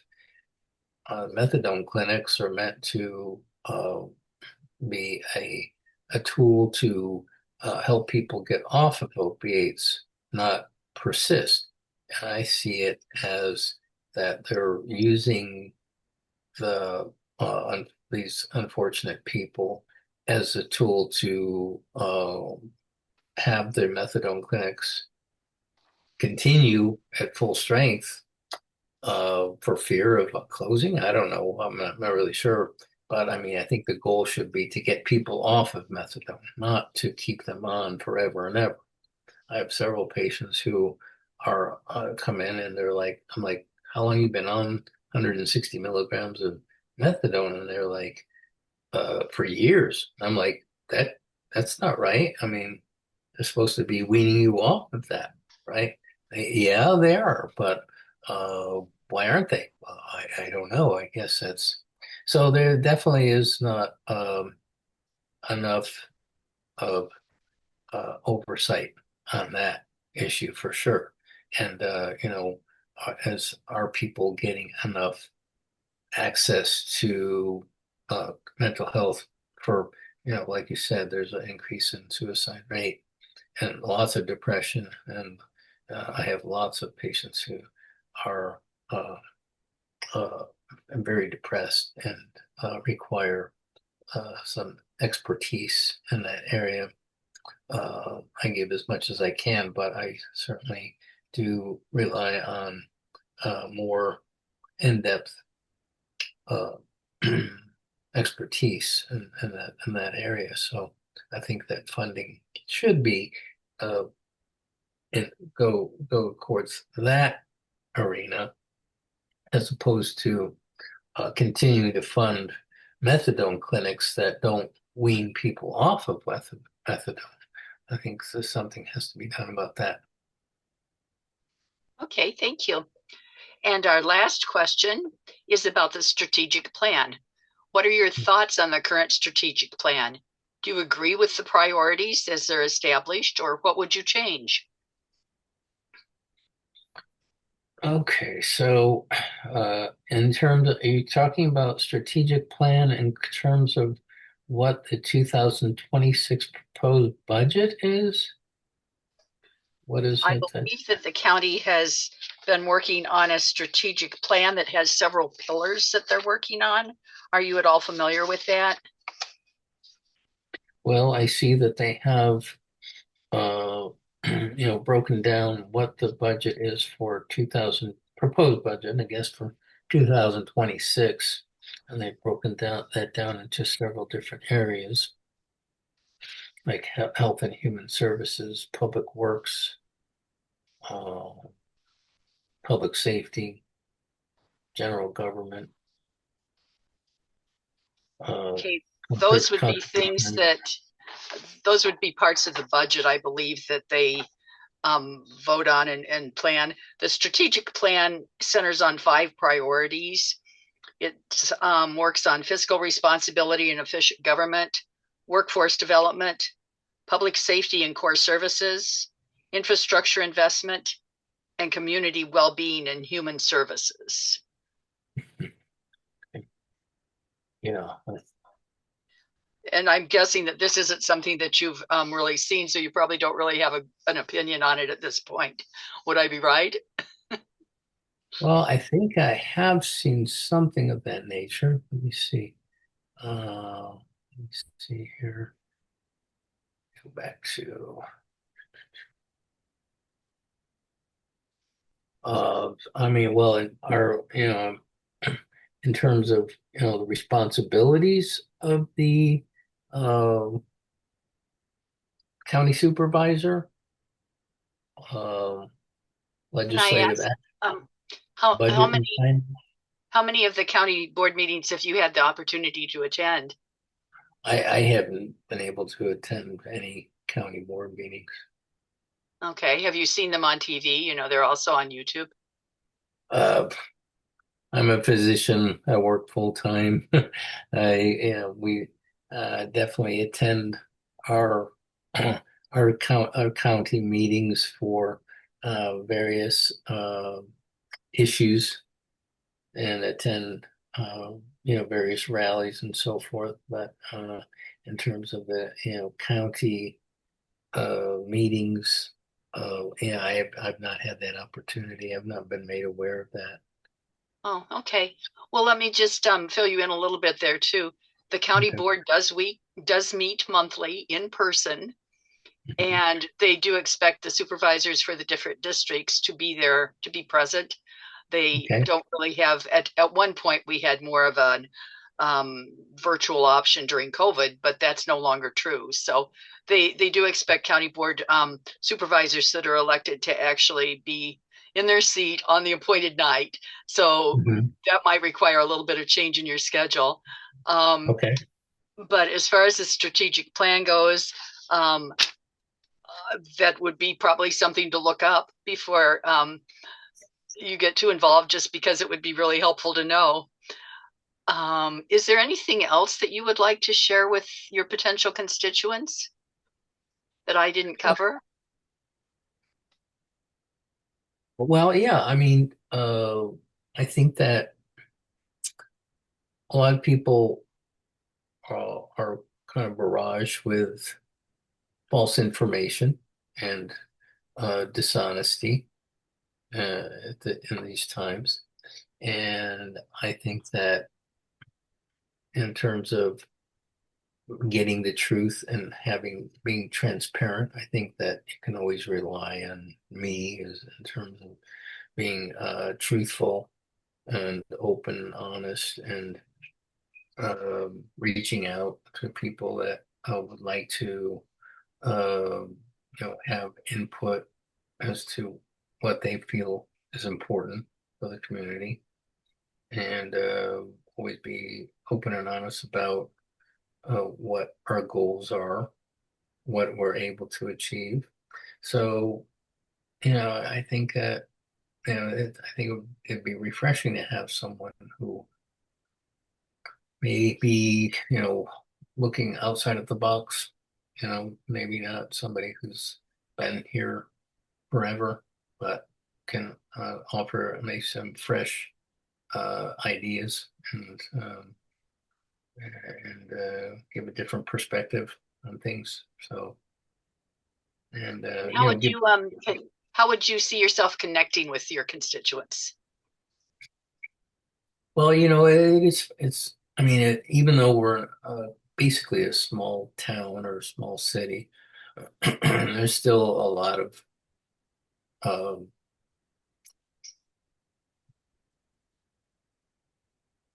divisiveness, I would say. I would say that, people are still on extreme ends of the spectrum. Like, for example, I went canvassing for signatures, and one household, the wife was very accepting of me and signed right away. The husband was ill at the time and wasn't there. And I went back to the house and he was like, "Oh, I don't think we agree on anything."